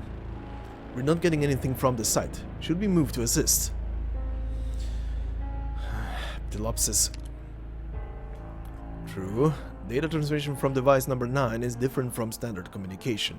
We only need a moment's signal to see what Telopsis is seeing. I'll try to sync up with her. Flashback.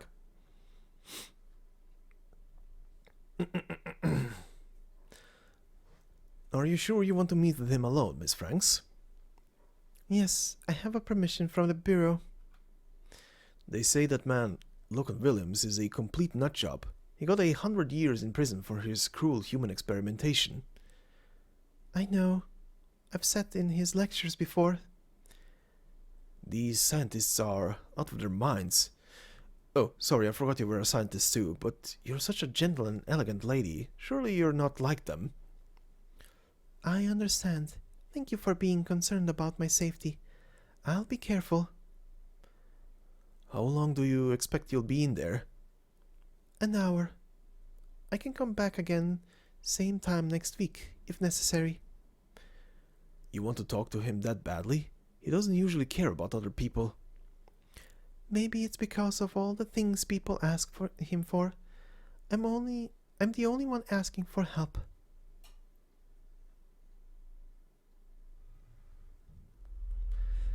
Everyone deserves a chance. We should all have equal access to opportunity. Differences in talent should not determine one's destiny. When someone with talent becomes privileged because of that talent, they are infringing on someone else's interests, undermining fairness. I'm among the privileged, and I'm ashamed of my luck. I wanted to pull you out of the bog before it swallowed you. Dirk, Helen, and you, Sonny. I have done all this in the hopes that one day fortune will smile upon those who work hard, rather than favor the so-called talented. I've spent many years working towards this goal. Altering the individual to make it stronger does not solve the problem. Those who were born strong can be even stronger with the same alterations, widening the gap even further. In order to achieve true equality, I must. You wanted to eliminate individual differences? The unconscious test subjects are Genium Arts constructs with emotional responses, a massive machine that links them together. Your experiments, I've heard of something like them before, but I thought it was just a mad dream, one that failed a long time ago. Mad dream? There is no such thing as mad science. It's just a means to an end. I am mad of scientist though. So cool, you son of a bitch. We can't ignore or forget the innate differences between individuals, but that doesn't mean we have to be burdened by them forever. My technology will allow people to stand before each other as equals, sharing equally the soil, the air, and the rain. No longer will their footsteps be stopped by mountains, nor their sight be obstructed by storms. They will look into the distance from a place of safety, without having to endure the toil of long journeys and separation from their loved ones.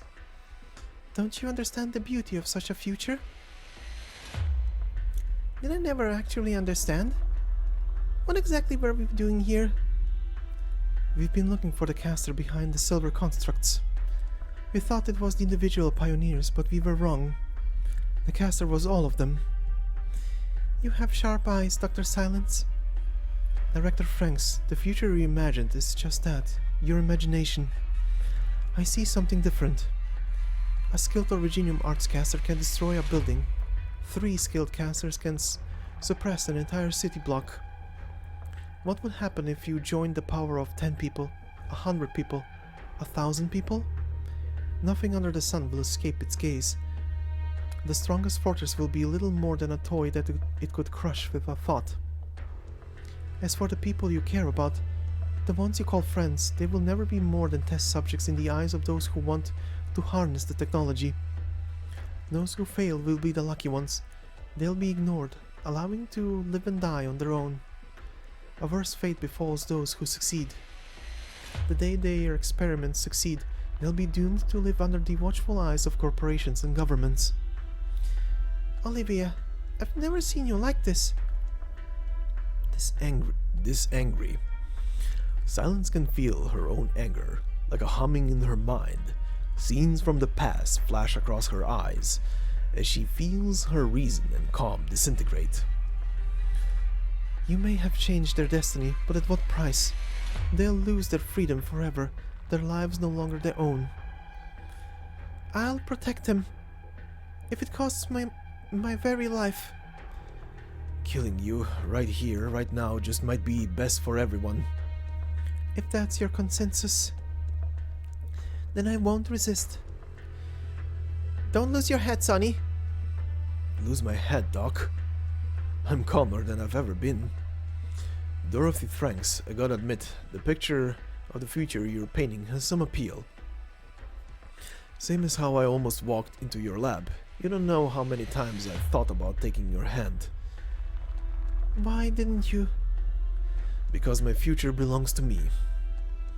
The things you say, not to mention the look of you there, the more welcoming the whole deal, the clearer I see it. You're controlling us. It's harder to break out of a sweet dream than a nightmare. Maybe you're living that dream, Director Franks, but the rest of us are here facing reality.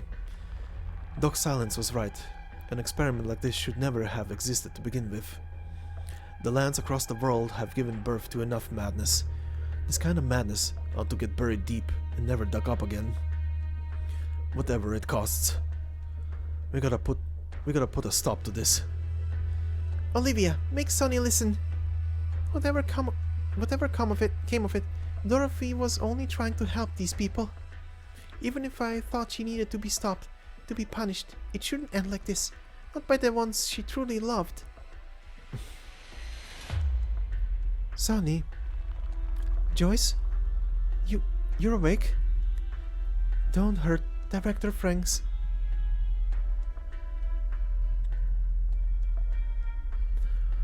Synchronization failed. The situation at Site 359 may be worse than we thought.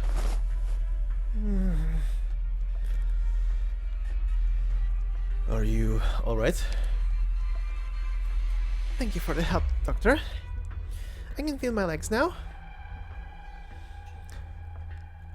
Site 359 is about more than just Rhine Lab. You know who Ferdinand is working with, don't you, Saria? The power armor you've been tracking just might end up in the hands of those who most need cutting-edge weaponry. You've seen them. Evidence? You'll have it. That warmth I felt back there, that was a little, wishful thinky on my part, huh? I put my life on the line to get the evidence you wanted. Our hypothesis was right. Ferdinand is no longer hiding his ambition. He's leveraging this experiment to garner support. And he'll use it to seize control of Rhine Lab. We have to find Kirsten. She's Ferdinand's prime target. Did you get my last message, Saria? My contact inside Rhine say everything is normal. That's because they're using to control. That's because they're used to Control's absence. Ferdinand's been planning this for years, undermining Control's authority little by little. This experiment is the last step. Or maybe not the last one. I hadn't been in contact with Kirsten for a week before they got me. What about the site? I wouldn't be too worried about Dr. Silence. I still remember the last time she got the upper hand of me. This is no time for indecision, Saria. You have to make a choice. This is no multiple choice question, Doctor. The key to resolving the situation is the site is Ferdinand, and the key to taking care of Ferdinand lies before us. Let's go see the control of Rhine.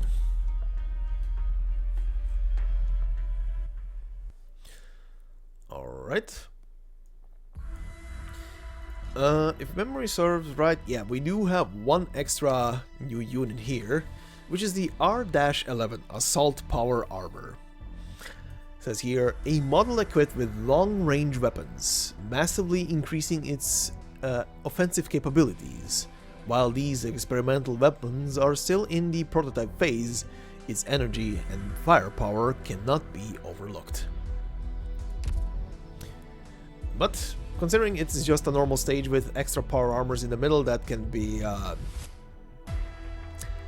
torched very quickly, we are going over to the after story.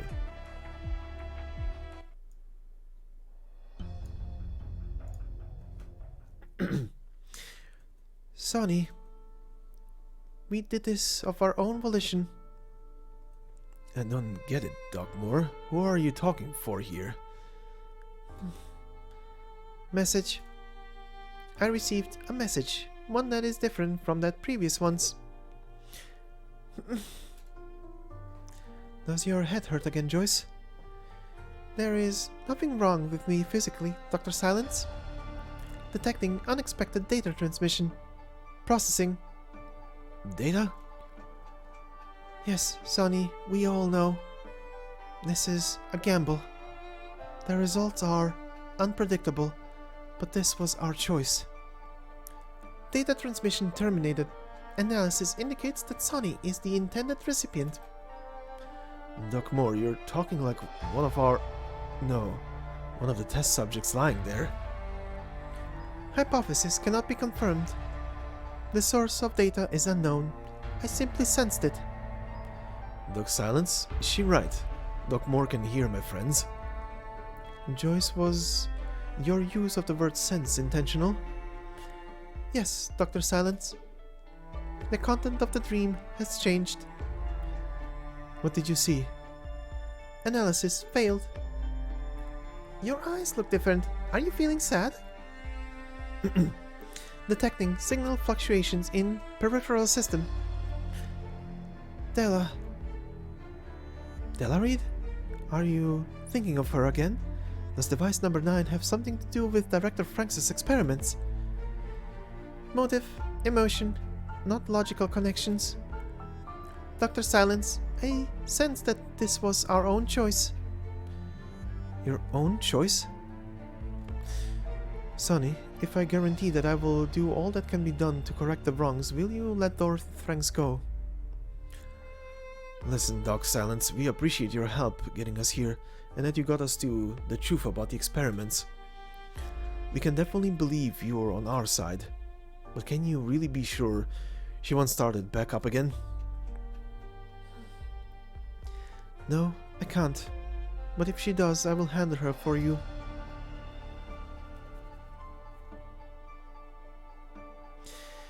The experiments have been suspended, Dorothy is unharmed, and the test subjects are regaining consciousness. I still find all this hard to believe. There is no cause for alarm. Emotional fluctuations are normal. You woke up just in time, Joyce. I've never seen Olivia that angry. I thought she would just leave Dorothy to her own devices. But I still don't understand how you heard the voices of the test subjects. Their consciousnesses were linked by Dorothy's hub, but how did you get involved? Didn't you say device number 9 had nothing to do with the hub? Insufficient data available. But I heard the voice of Mr. Mears when I woke up from my dream. When you woke up? The conflict in the corridor? Why would that wake you? When the battle before didn't? This is all so strange. Anyway, I guess all's well that ends well. Thanks to Olivia. Dr. Silence has met expectations. She's changed so much, come to think of it. When I first met her, she was just one of many students you'd see on the college campus. Shy, introvert, unremarkable. This description matches my memory. I could hardly recognize her when she was pressing Dorothy for answers, only to step in to protect her. It was like I saw a shadow of someone else. That of Director Saria. How did you know? Don't tell Olivia I said that. Dr. Silence won't let this affect her friendship with you. I know, but as her friend I don't want to remind her of her unpleasant past. Understood. Let's go. I should finish my job too. Communications have yet to be restored. Not good. The boss and my sister. How many messages have I been getting?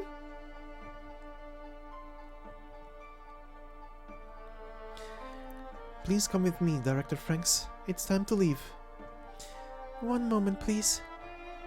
With the experiments halted, they will wipe this lab off the map. There's something I have to take with me. It's a photo? Yes.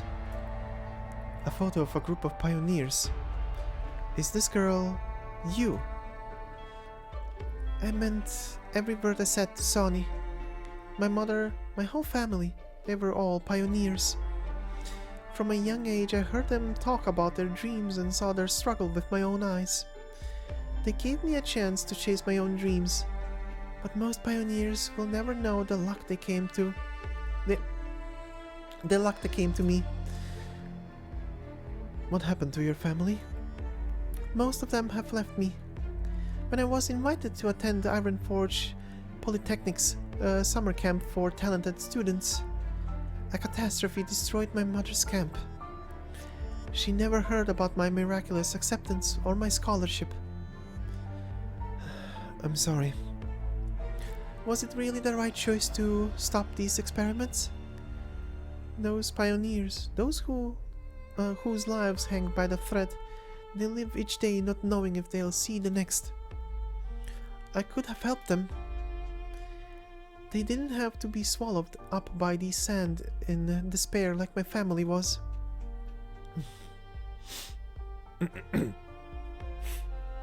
Flashback. Why do you ask this, Silence?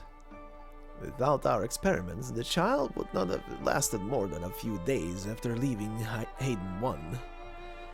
We saved her life. She wants for nothing, and will contribute to scientific advancement. How lucky is she compared to all those children who die of arypathy in the Barren Lands? I trusted you, put you in charge of her, yet you make such petty accusations towards me, towards science itself.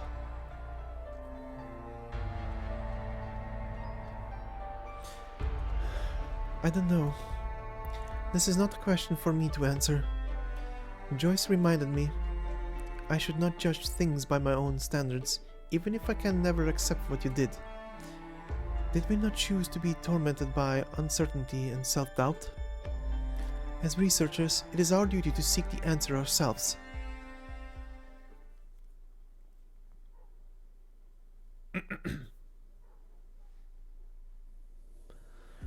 Is everything ready?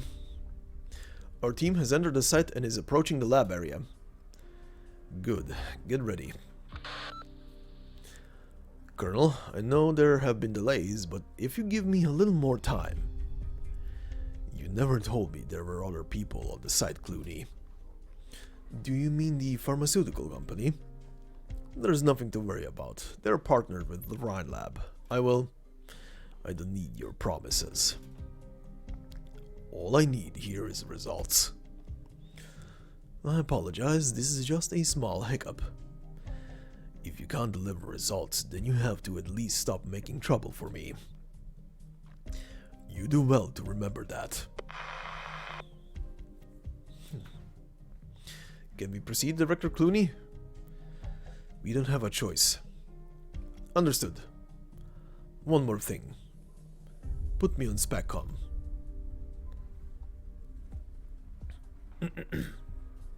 Huh? Communications have been restored? Elena? Director? I'm so glad it's you. I've been trying to reach you. Did you get my message? I put everything that happened here in my report. Something's wrong with Dorothy. Director Franks' experiments. But Silence and I have things under control. We've settled things with the pioneers. They're leaving the labs as we speak. I know. You do? Oh, wow. You did your job. The cleanup detail is on the way in. Defense? They're finally here? Whew, that's a relief.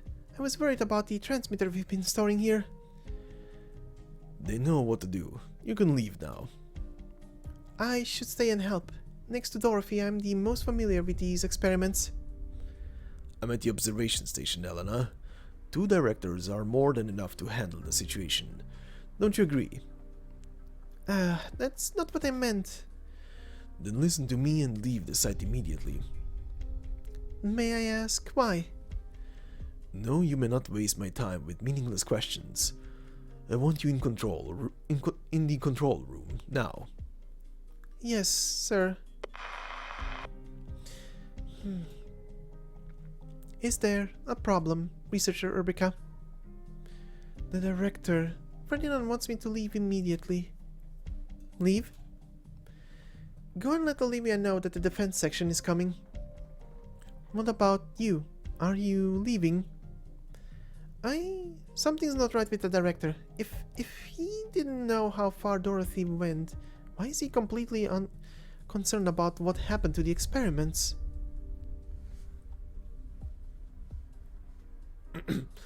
Director Clooney, Miss Urbica is not leaving the labs. Should we adjust the plan? No. Proceed.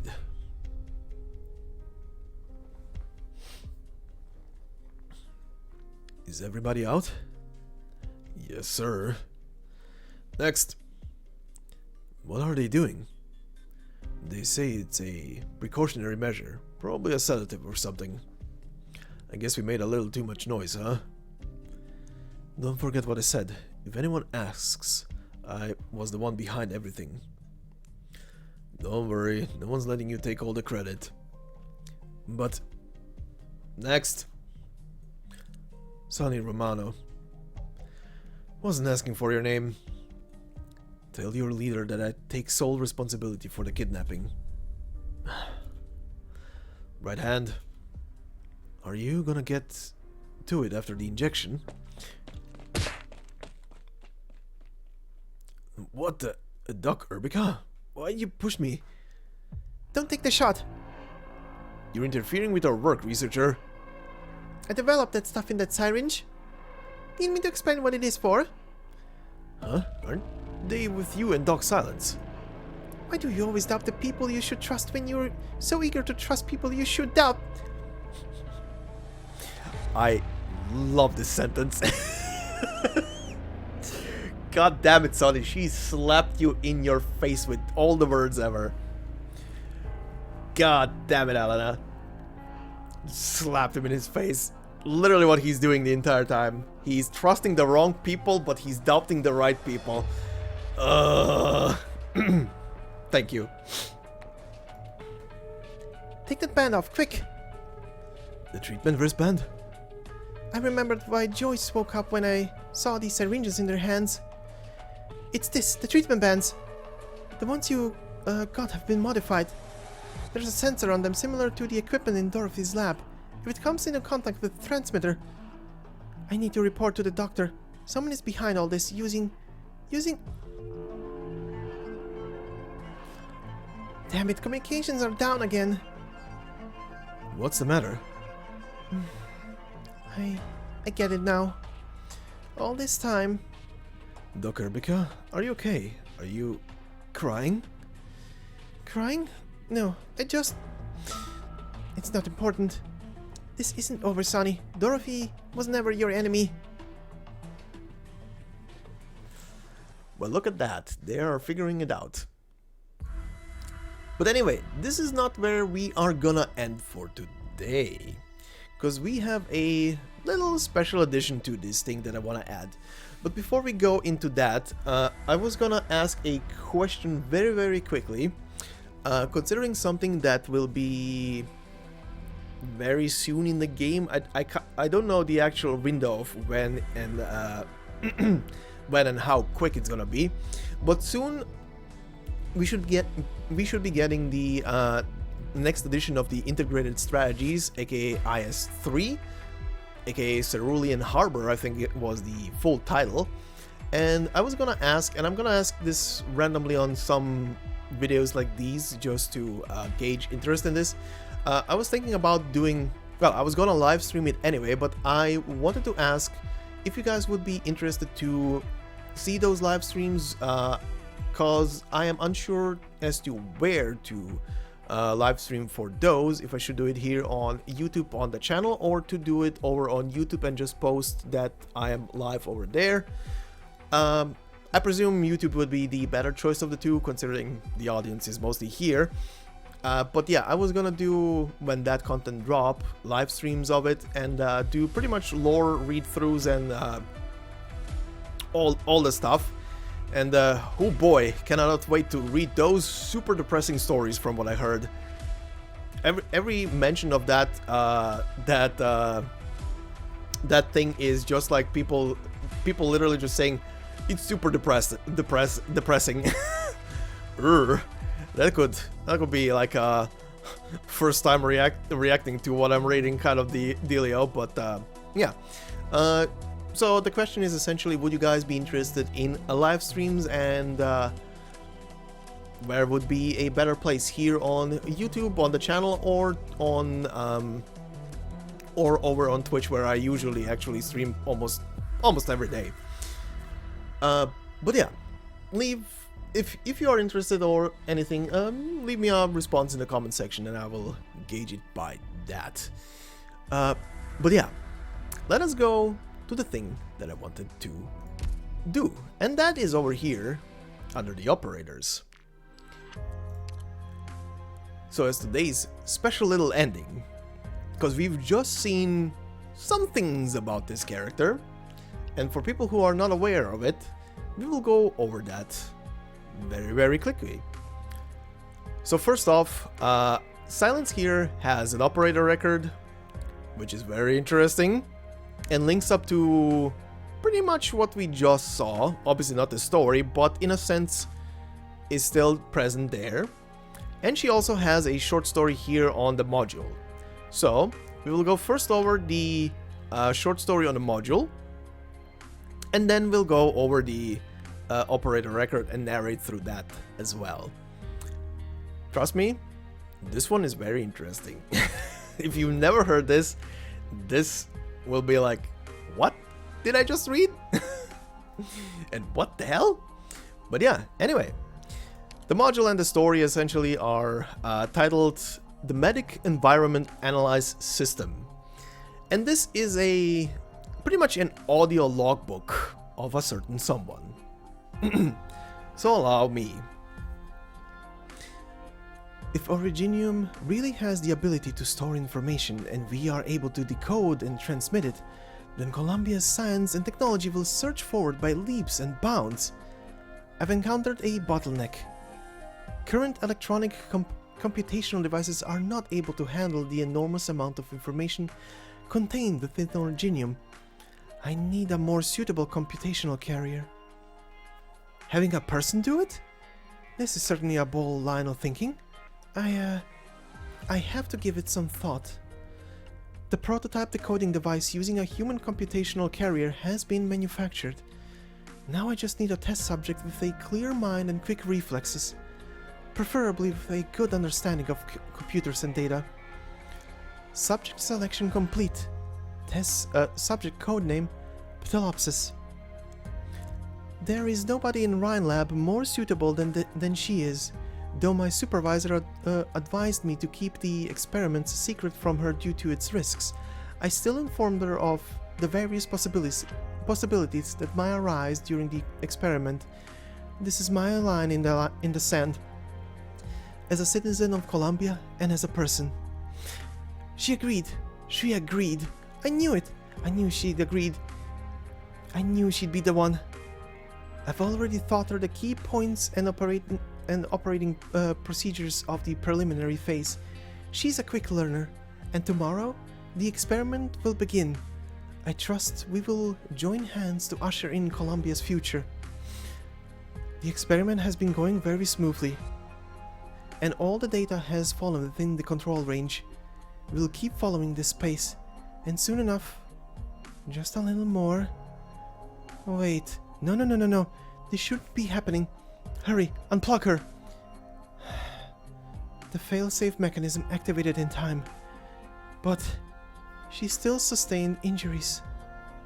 Her brain and the originium infection. Short, intermittent sobbing sounds. The higher-ups have already sent for emergency dispatchers, but this is... It's my fault. It's all my fault. Based on the information she received before, I made a chip that can be inserted inside the body. This chip should be able to replace a portion of her brain's functions. Several of the department heads seem quite fond of this suggestion. I know what they're thinking. The implant procedure was successful, but she's unresponsive. She's awake, but her language functions seem to have some problems. She told me another voice appeared inside her head, and that did not belong to any of the languages she knew. It places a huge burden on her psyche. Only the use of machine logic language could soothe the pain. She is the first person in Colombia to survive a chip transplant operation. This is a pioneering achievement. But the world through her eyes seemed to have become something altogether different. I also implanted a chip into my own brain, and the wound still aches, but I want to know how the information inside the originium has changed her. What exactly is that voice? I will reproduce the experiment. Rhine Lab recording of Project Unknown, director during her lifetime. And now we will go over into the operator record of Philopsis, titled Deep Dark Dream. A late friend, an odd originium device, an uncanny muttering. All these mysteries buried in the depths of her soul. Buried by her.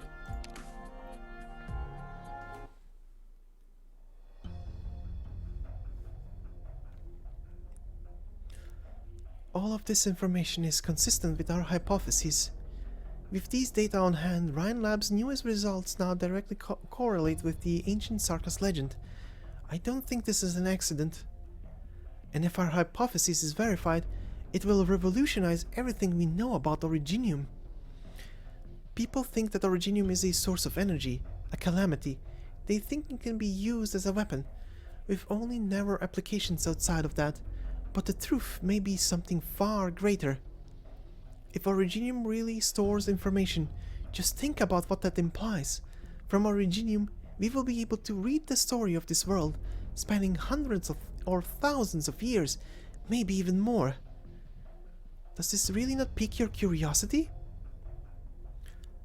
I have read all your previous reports already and agree with your conjecture. But how can I help you? You're on board then? That's great news. Thank you so much. My plan is a bold one.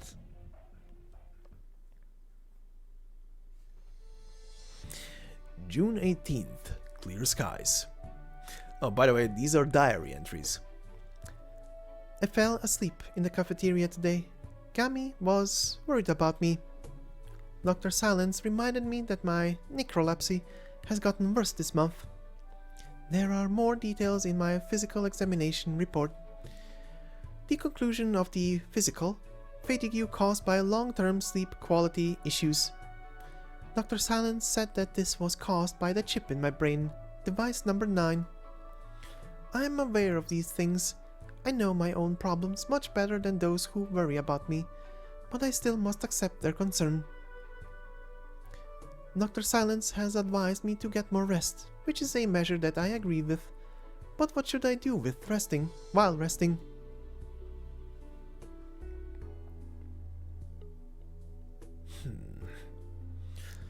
Please continue deploying your pieces. There's no need for that. This round is my loss. Huh? Now that's a rare sight. When's the last time you threw in the towel? I must say, it was a rather long time ago. According to the records dating from 3 hours ago, the current score is 1 to 2. In accordance with the best of 3 format, your 2 wins still makes you the victor of today's match, Rangers.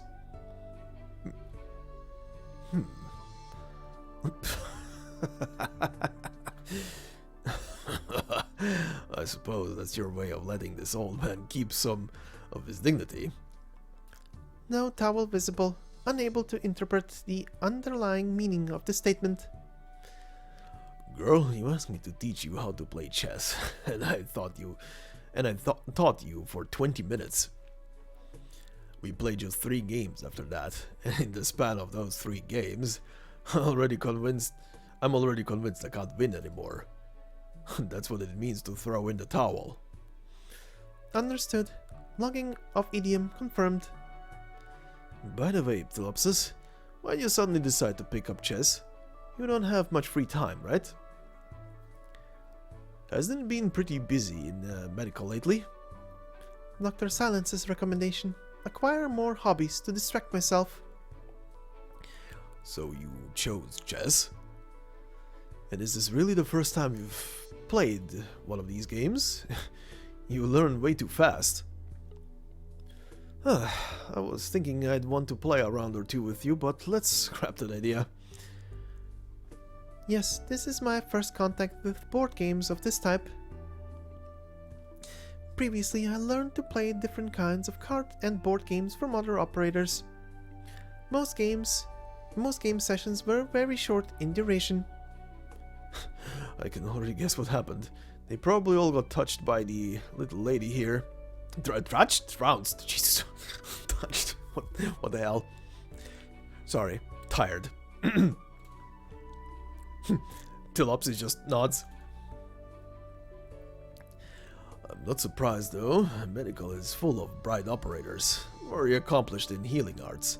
Chess is probably nothing compared to that stuff. If you want more of a challenge, why not try the doctor? That one's pretty well versed in all kinds of chess variants. Mighty skilled to boot. You'll be waiting around for a long time then. The doctor would split into 3 pieces to work that much harder, if it was possible. A blunder on my part. Rangers, will we be concluding today's chess session? What time is it? Let me see. Where's my watch? 4:35 in the afternoon. There are 3 hours until Rangers' scheduled duty. In other words, there are still 3 hours left until work. It's fine, we have plenty of time. Let's have another match then. However, one can infer that Rangers may have additional work arrangements today. Oh? Based on the data provided by the catastrophe messenger and the Originium particulate matter detected data from the past 10 days, one can determine that Rhode Island may move ahead of schedule today to avoid a potential catastrophe. At that time, it may be necessary to mobilize defenders in advance. Vernon news. Same as you, but the doctor should still be talking things over with the others. Oh shit, past the gate! Attention all Rhode Island personnel. Attention all Rhode Island personnel. In 2 hours' time, Rhode Island will conduct evasive maneuvers to avoid a catastrophe. Requesting all personnel inside the ship prepare for the maneuver in advance, in accordance with the staff manual. Guess you were right. That settles it for today's game of chess then. This old man's got work to do. You amaze me sometimes, Pelopsis. Just how do you do it? Don't worry about it. Just mumbling to myself. It'd be too rude to ask anyway.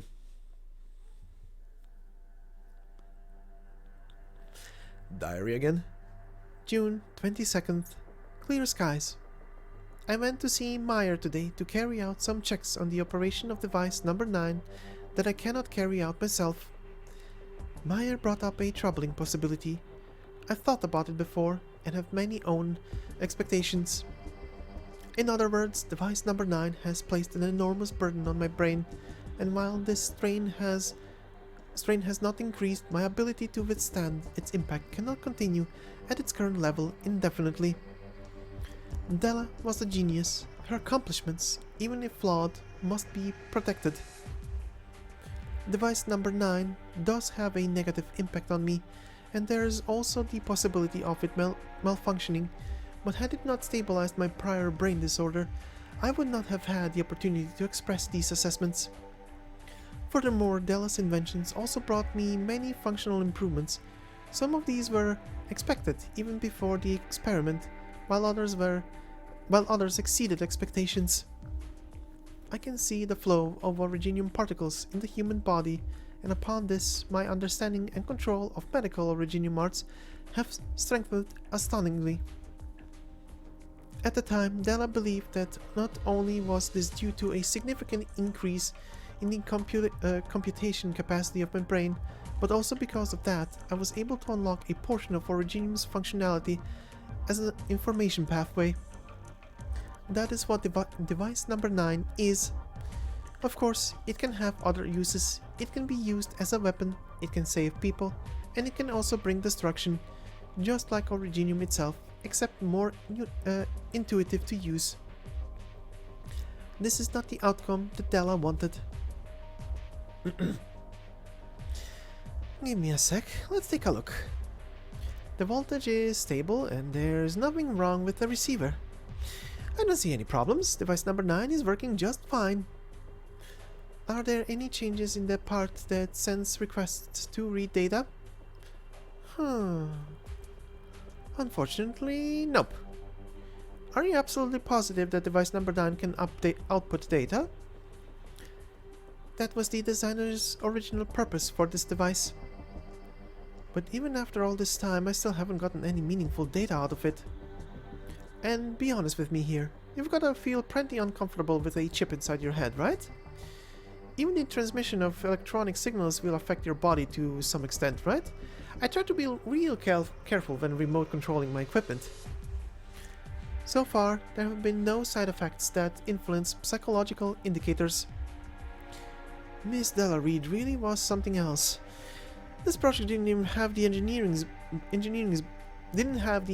blessings. It really is a transcendent invention. I'm really curious about how this thing was made. Would you happen to have any kind of reference materials? Diagrams, spare parts, anything? Negative. There are no backups for device number 9. What a shame. But, Joyce, all machines are bound to have a service life. Device number 9's design is way too complicated, and I don't just mean the chip itself. It's connected to your cerebellum,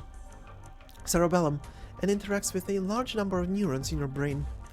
A single point of failure in any part of the entire system will have catastrophic consequences.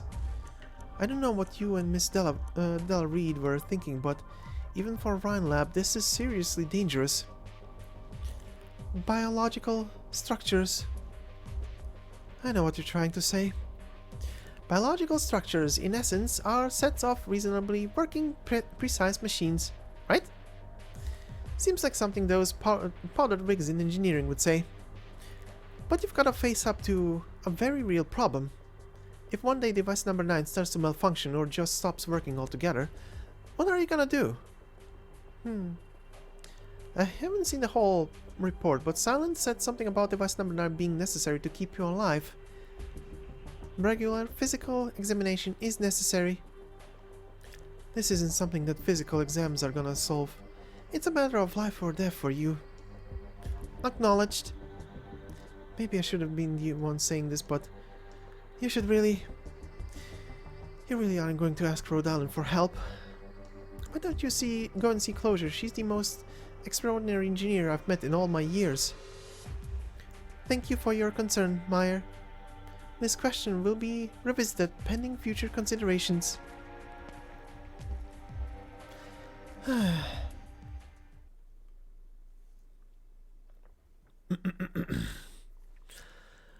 Another... oh, Jesus. Pardon. Another deep dream. In the dream, Joy stands in a patch of dense fog, with a soft whispering in her ear. She cannot understand what is being whispered. It is a language she has never heard before. It is almost inaudible, seemingly coming from a very distant place. She wanders through the fog and continues to dream. Light seems to filter in from a distance, piercing the fog and illuminating the surroundings. She sees a large originium crystal that gives off a peculiar glow.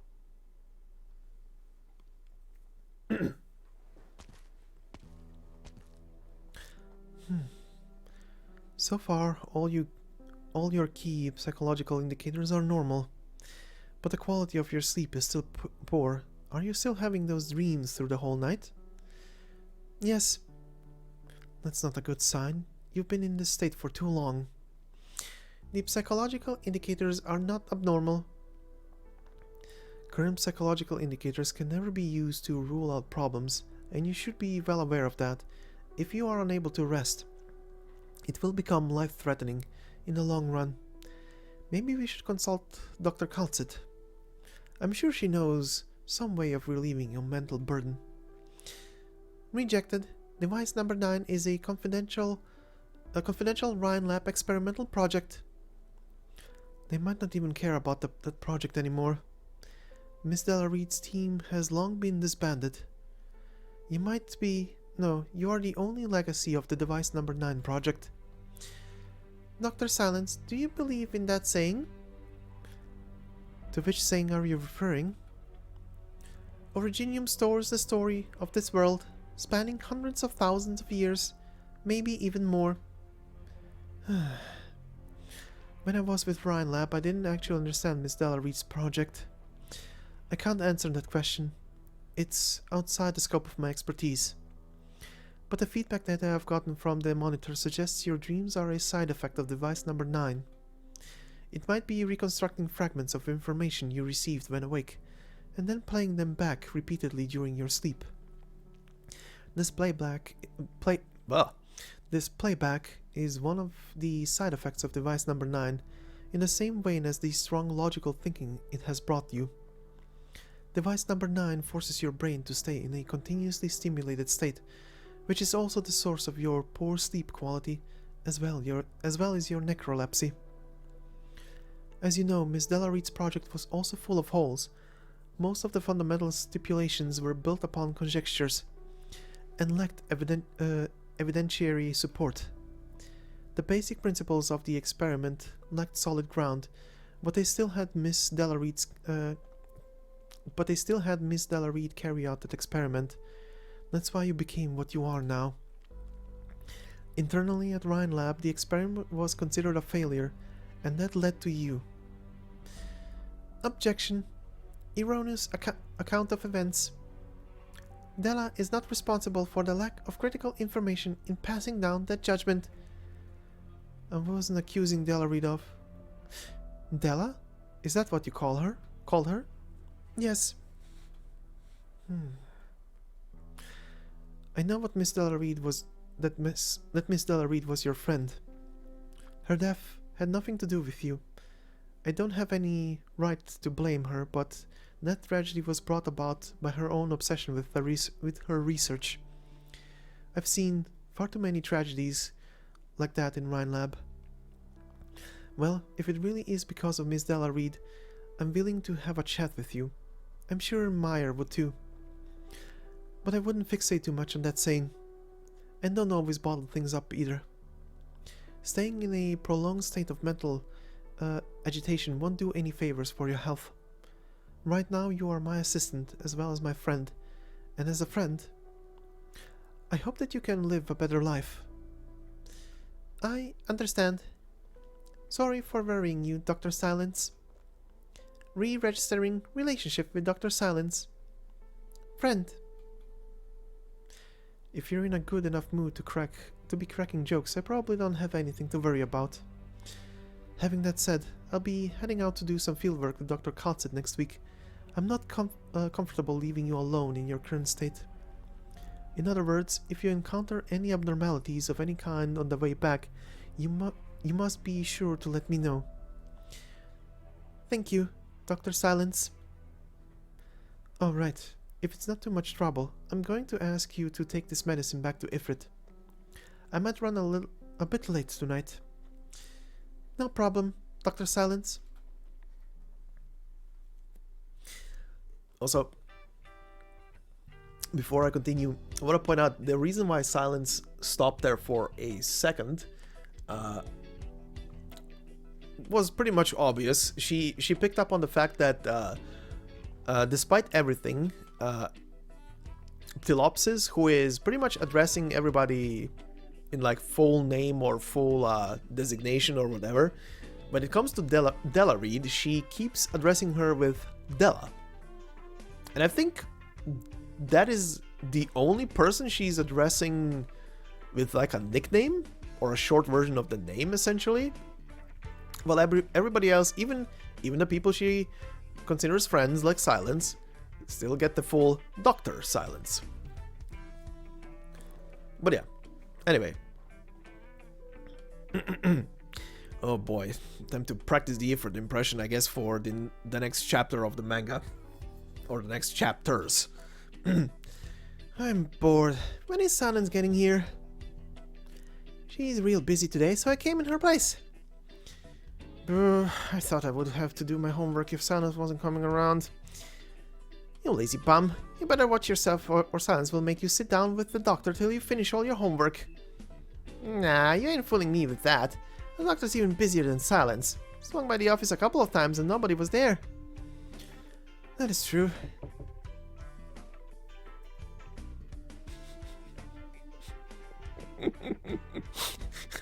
I love her anticipated sparkly eyes and sparkles around the eyes expression, like, oh, is it what I think it is? Oh, it's Silence. Negative. It's Joyce. Is Silence working overtime again? Yes. This is Ifrit's medicine. Ugh, it's the bitter kind again. Go set it over there. I'll put it away later. This is a snack for Ifrit. Woo! You're the best, Joyce. Hold up. No snacks till you get done with your homework. Fine, fine. I'm doing it. I got 70 points on my test today, too. Hard work begets success. Please keep it up. You only got a 70 and I didn't even bust out my any hard questions. Better step up your game, Ifrit. Whatever. Oh, by the way, why are you in such a good mood today, Joyce? Some positive developments occurred, but not to the extent of necessitating a display of mood swings. Wait a second, Ifrit. How do you know that Joyce was in a good mood?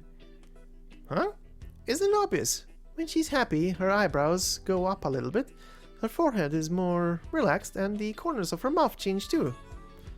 How'd you figure that out? It's just something you get used to. Well, they were a long time together. Anyway, back to the diary. June 23rd, cloudy. Dr. Silence told me that I am her friend. I am very thankful to her. Dr. Silence is a good person, but because of that, I don't want to make her life harder. She already carries too many burdens, such as Ifrit's diabolic crisis and the other problems she and Saria have to face. But if my fate is already sealed, I hope Dr. Silence and Ifrit will have happy endings.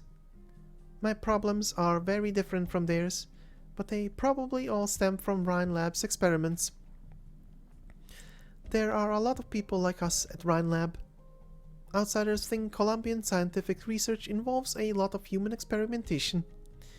But that statement needs an addendum to be accurate. Many researchers are far more eager to carry out these experiments on themselves.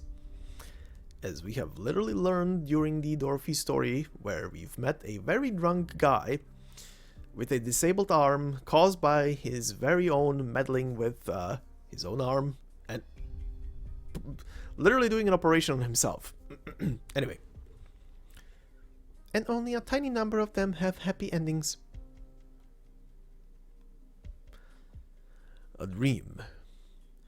Joyce's dream is full of hallucinations and whispers, an illusory world full of things she does not understand.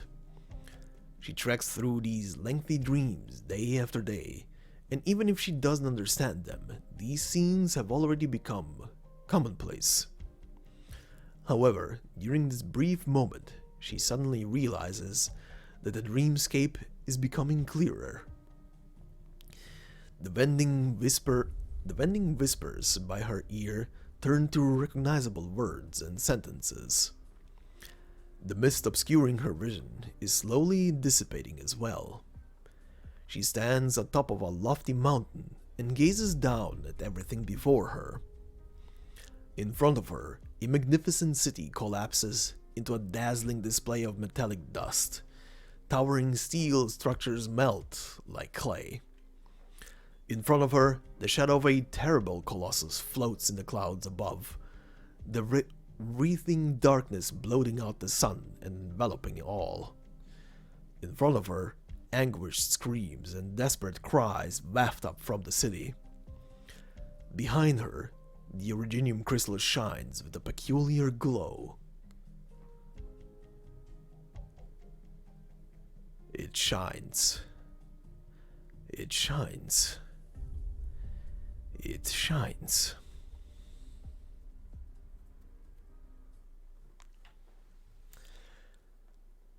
And that is how that ends. But yeah, I wanted to include this because obviously this has some interesting additions to everything that, if you are new to the story, you kind of learn through Dorothy's vision a bit, especially through the part that we went through today.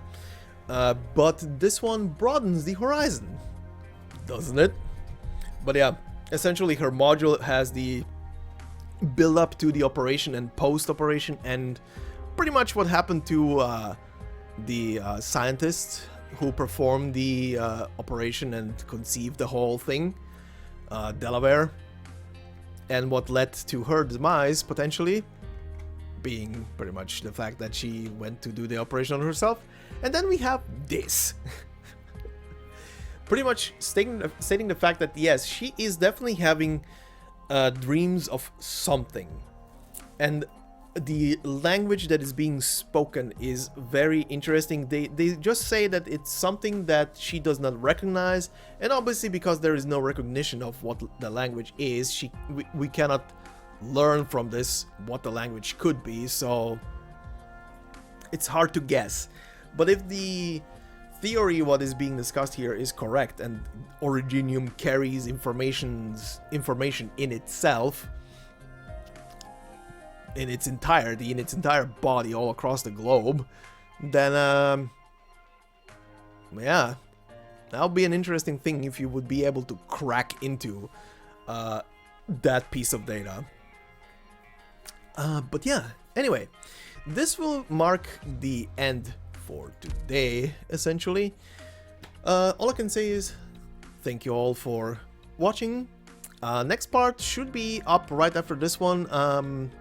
Can't really give a time frame right now, but probably after this goes up, probably gonna go and slowly start reading the rest of the story, see how long it is, and decide if it's gonna be a single part or a two-parter, depending on how much text there is at the end.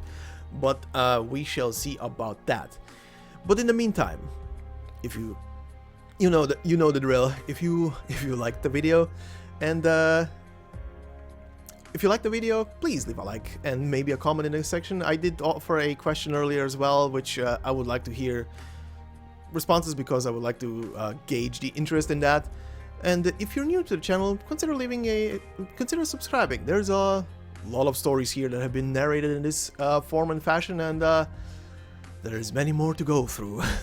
many more. But in the meantime, I hope you have a fantastic day wherever you are. If you're still pulling for Dorothy or gonna be pulling, good luck. I hope you get her and it won't cut deep into your resources. And I will see you in the next part. Until then, bye bye.